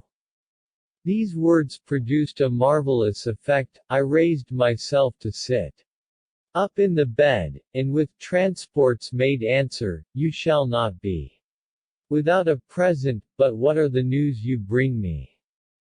Dear sir, said she, you shall not die yet, I shall speedily have the pleasure to see you in perfect health, and very well satisfied with me. Yesterday being Monday, I went to see the lady you love, and found her in very good humor. I put on a sad countenance, and fetched many deep sighs, and began to squeeze out some tears. My good mother, said she, what is the matter with you? Why are you so cast down? Alas, my dear and honorable lady, said I have been just now with the young gentleman I spoke to you of the other day. His business is done, he is giving up his life for the love of you. It is a great injury, I assure you, and there is a great deal of cruelty on your side. I am at a loss to know, replied she, how you suppose me to be the cause of his death. How can I have contributed to it? How, replied I, did not you tell me the other day that he sat down before your window when you opened it to water your flower pot? He then saw that prodigy of beauty, those charms that your looking glass represents to you every day. From that moment he languished, and his disease is risen to that height that he is reduced to the deplorable condition I have mentioned. You remember well, added I, how rigorously you treated me the last time I was here, when I was offering to speak to you of his illness, and to propose means to rescue him from the danger he was in. When I took leave of you, I went straight to his house, and he no sooner knew by my countenance that I had brought him no favorable answer than his distemper increased. From that time, madam, he is ready to die, and I do not know whether you can save his life now, though you should take pity on him. This is just what I said to her, continued the old woman. The fear of your death shaked her, and I saw her face change color. Is it true, what you say? Said she. Has he actually no other disease than what is occasioned by the love of me? Ah, madam, said I, that is too true, would to God it were false. Do you believe, said she, that the hope of seeing me would contribute anything to rescue him from the danger he is in? Perhaps it may, said I, and if you will give me orders, I will try the remedy. Well, said she, sighing, make him hope to see me, but he can pretend to no other favors from me, unless he aspires to marry me, and my father gives his consent to it. Madam, replied I, your goodness overcomes me. I will go and see for the young gentleman, and tell him he is to have the pleasure of an interview with you. The most proper time I can think of, said she, for granting him that favor, is next Friday, at the time of noon prayers. Let him take care to observe when my father goes out, and then come and plant himself over against the house, if so be his health permits him to come abroad. When he comes, I shall see him through my window, and shall come down and open the door to him. We shall then converse together during prayer time, but he must be gone before my father returns. It is now Tuesday, continued the old gentlewoman, you have till Friday to recruit your strength, and make the necessary dispositions for the interview. While the good old gentlewoman was telling her story, I felt my illness decrease, or rather, by The time she had done, I found myself perfectly well. Here, take this, said I, reaching out to her my purse, which was full. It is to you alone that I owe my cure. I reckon this money better employed than what I gave to the physicians, who have done nothing but tormented me during the whole course of my illness. When the lady was gone, I found I had strength enough to get up. And my relations, finding me so well, complimented me and went home. On Friday morning the old woman came just when I was dressing myself, and laying out the finest clothes I had. I do not ask you, says she, how you do, what you are about is intimation enough of your health, but will you not bathe before you go to the first Katie's house? That will take up too much time, said I. I will content myself with calling a barber to get my head and beard shaved. Presently I ordered one of my slaves to call a barber that could do his business cleverly and expeditiously. The slave brought me this wretch you see here, who came in, and after saluting me, sir, said he, you look as if you were not very well.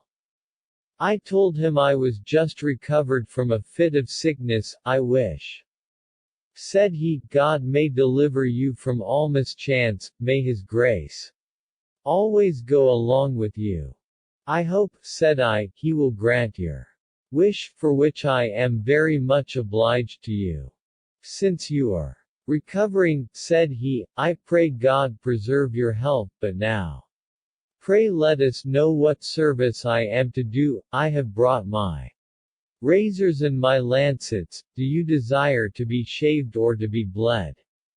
I replied, I am just recovered of a fit of sickness, and so you may readily judge I only want to be shaved. Come, make haste, do not lose time in prattling, for I am in haste, and precisely at noon must be at a certain place.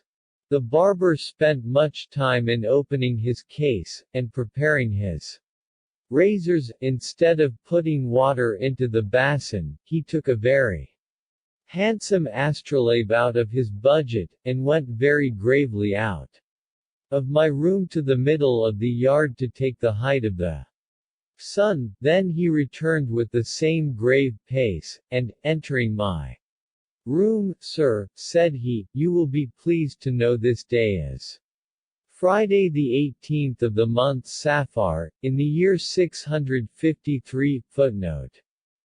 This year 653 is one of the Hijra, the common epocha of the Mohammedans, and answers to the year 1255, from the Nativity of Christ, from whence we may conjecture that these computations were made in Arabia about that time, from the retreat of our great prophet from Mecca to Medina, and in the year 7320.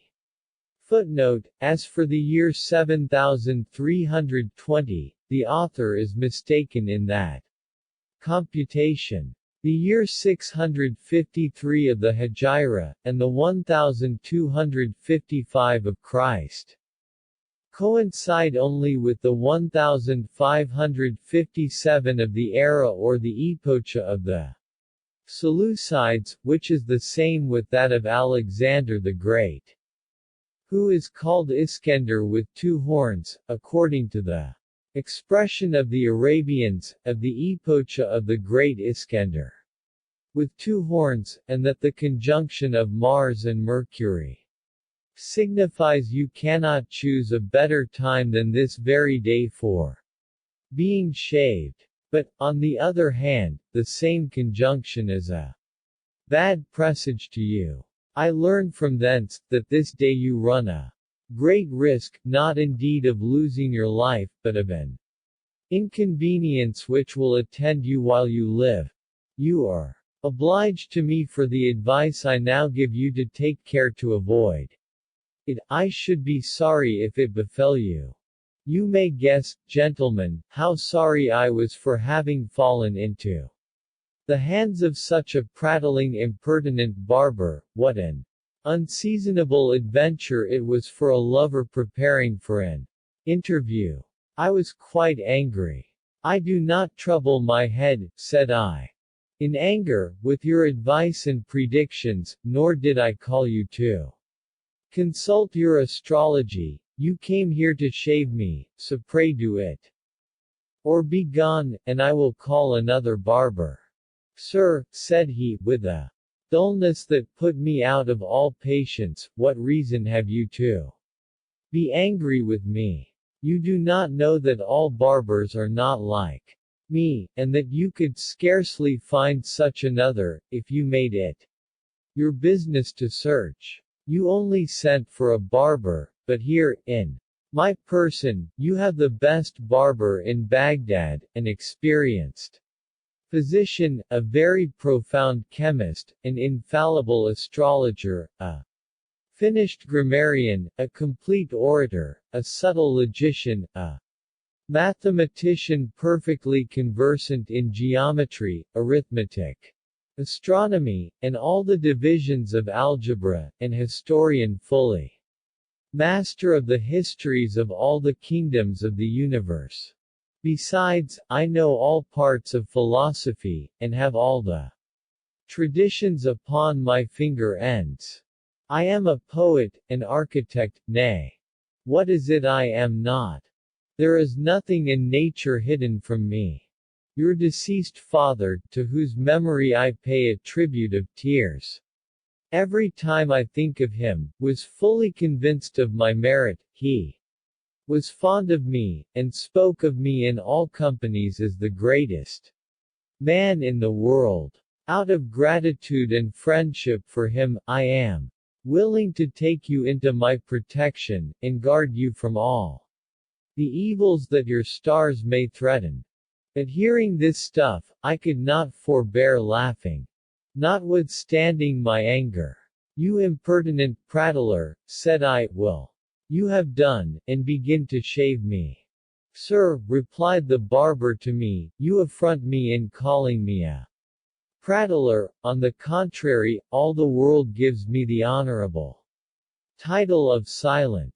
I had 6 brothers that you might justly have called prattlers, and that you may know them the better. The name of the first was Bakbuk, of the second Bakbara, of the third Bakbak, of the fourth Barbaric, of the fifth Alnashar, of the sixth Shakabak. These indeed were impertinent noisy fellows, but as for me, who am a younger brother, I am grave and concise in my discourses. For God's sake, gentlemen, do but suppose you had been in my place. What could I say when I felt myself so cruelly tortured? Give him 3 pieces of gold, said I to the slave that was my housekeeper, and send him away, that he may disturb me no more. I will not be shaved this day. Sir, said the barber, what do you mean by that? I did not come to seek for you, it was you that sent for me, and since it is so, I swear by the faith of a Mussulman, I will not stir out of these doors till I have shaved you. If you do not know my value, that is not my fault. Your deceased father did me more justice. Every time he sent for me to let blood, he made me sit down by him, and was charmed to hear the fine things I talked of. I kept him in a continual strain of admiration, and ravished him, when I had finished my discourses. My God, would he cry, you are an inexhaustible source of sciences, no man can reach the depth of your knowledge. My dear sir, said I again, you do me more honor than I deserve. If I say anything that is fine, it is owing to the favorable audience you vouchsafe me. It is your liberality that inspires me with the sublime thoughts that have the happiness to please you. One day, when he was charmed with an admirable discourse I had made, give him, says he, an 100 pieces of gold, and invest him with one of my richest robes. I received the present upon the spot, and presently I drew his horoscope, and found it the happiest in the world. Nay, I was grateful still, and bled him with cupping glasses. This was not all, the barber spinned out, besides, another harangue that was a half-hour long.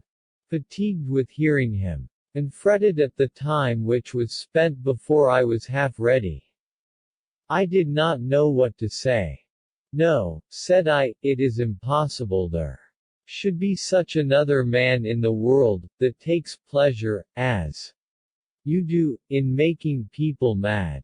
I thought that I should succeed better if I dealt mildly with my barber. In the name of God, said I, leave off all your fine discourses, and dispatch me presently, I am called to attend an affair of the last importance, as I have told you already. Then he fell a laughing. It would be a laudable thing, said he, if our minds were always in the same strain, if we were wise and prudent. However, I am willing to believe that if you are angry with me, it is your distemper which has caused that change in your humor, and, for that reason, you stand in need of some instructions, and you cannot do better than follow the example of your father and grandfather.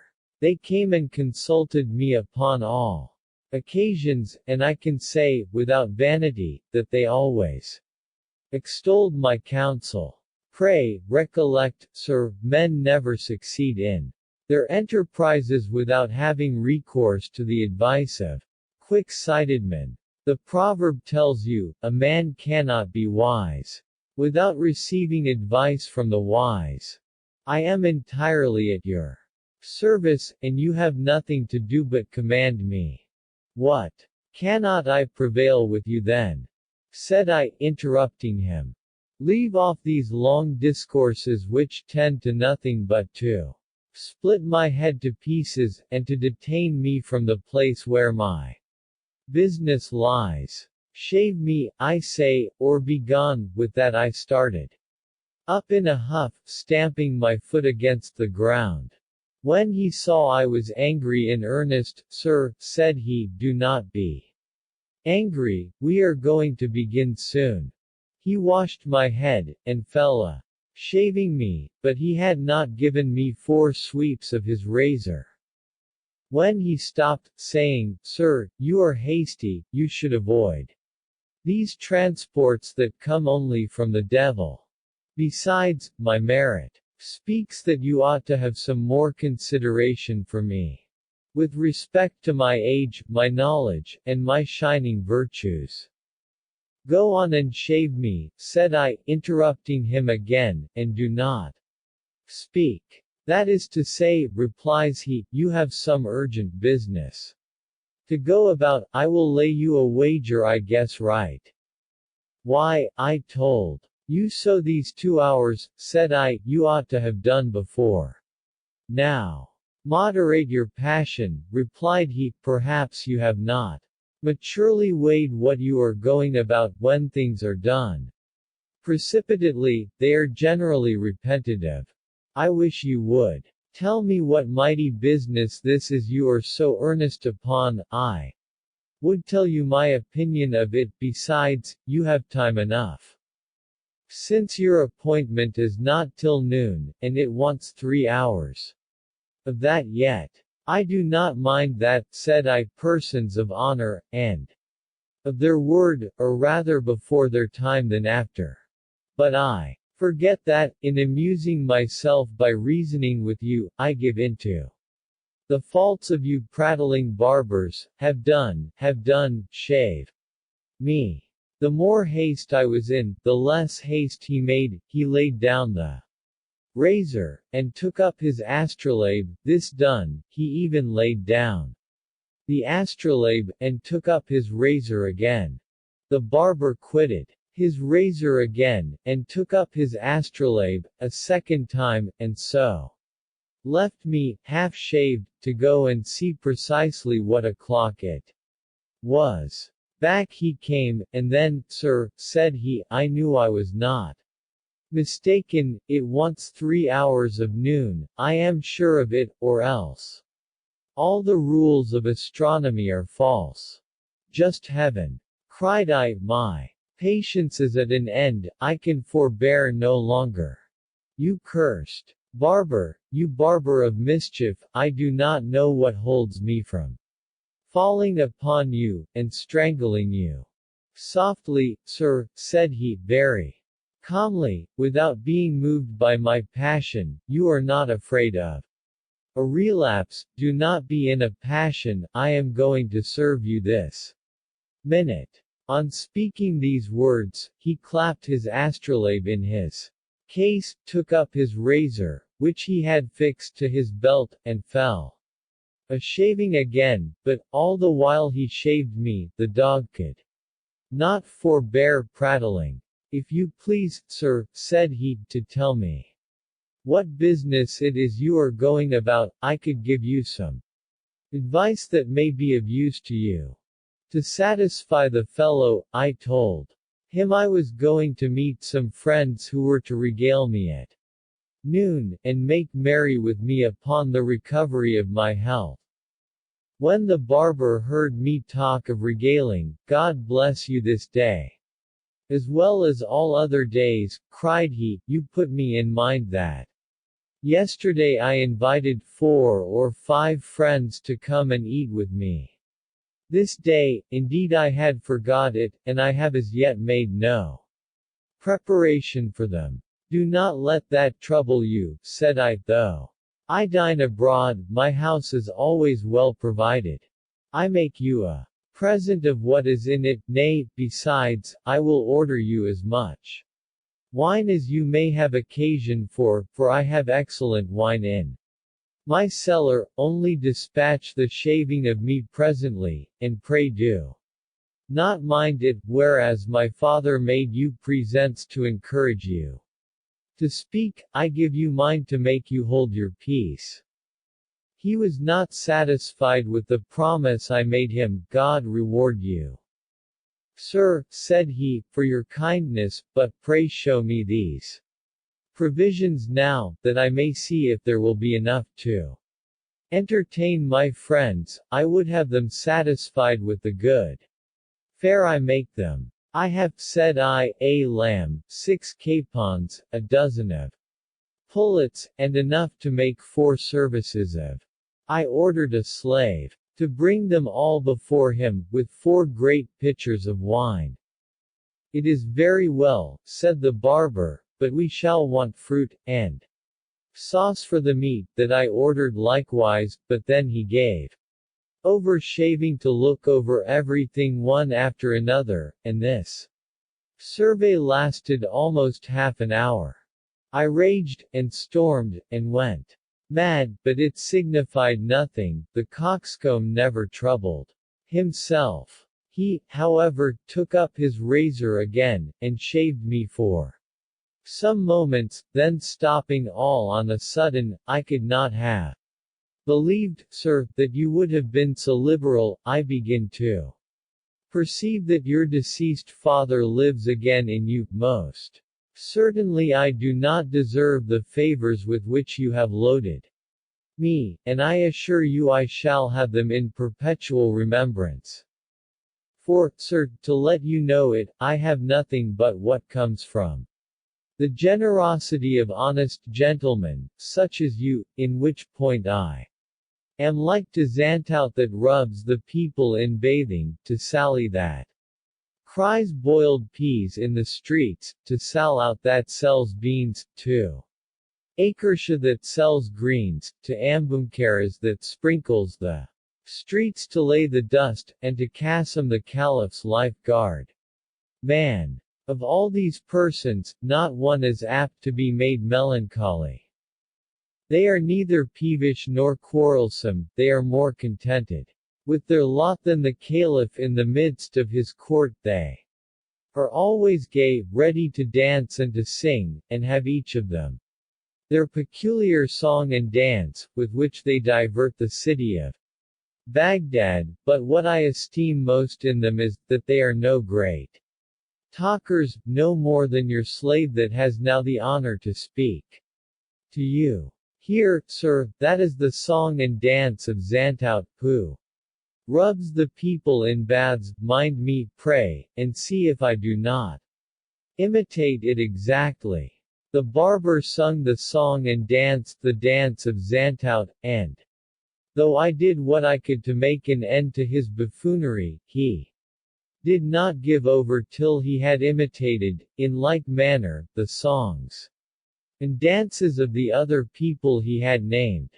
After that, addressing himself to me, I am going, says he, to invite all these honest persons to my house. If you take my advice, you will join with us, and balk your friends yonder, who perhaps are noisy prattlers, that will only tease you to death with their nauseous discourses, and make you fall into a distemper worse than that you so lately recovered of, whereas, at my house, you shall have nothing but pleasure.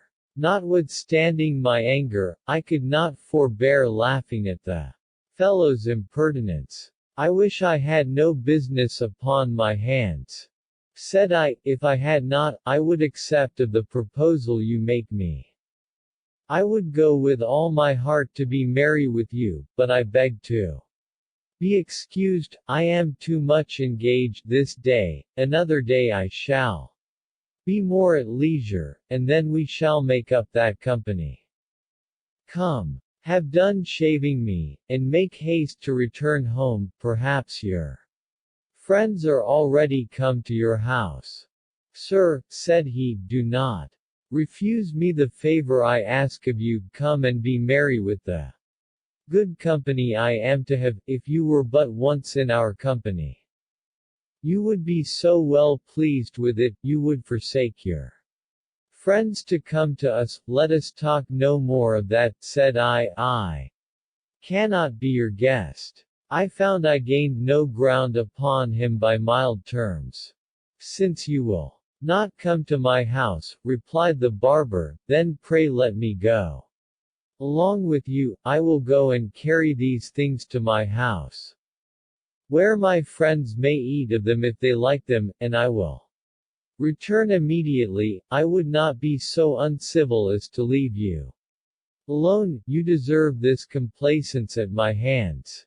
Heavens! Cried I, then I shall not get clear of this troublesome man this day. In the name of the living God, said I, leave off your unreasonable jargon, go to your friends, drink, eat, and be merry with them, and leave me at liberty to go to mine.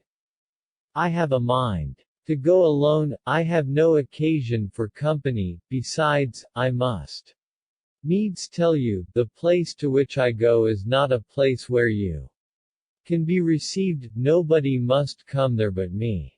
You jest, sir, said he. If your friends have invited you to a feast, why should you hinder me to accompany you? You will please them, I am sure, by carrying thither a man that can speak comically like me, and knows how to divert company agreeably. But, say what you will, the thing is resolved upon. I will go along with you in spite of your teeth. These words, gentlemen, made me very uneasy. How shall I get rid of this cursed barber? Thought I to myself. If I do not snub him roundly, we shall never have done contesting. Besides, I heard then the first call to noon prayers, and it was time for me to go. In fine, I resolved to say nothing at all, and to make as if I consented to his proposal. By that time he had done shaving me. Then said I to him, take some of my servants to carry these provisions along with you, and return hither. I will stay for you, and shall not go without you. At last he went, and I dressed myself nimbly. I heard the last call to prayers, and made haste to set out, but the malicious barber, jealous of my intention, went with my servants only within sight of the house, and stood there till he saw them enter his house, having hid himself upon the turning of a street, with intent to observe and follow me.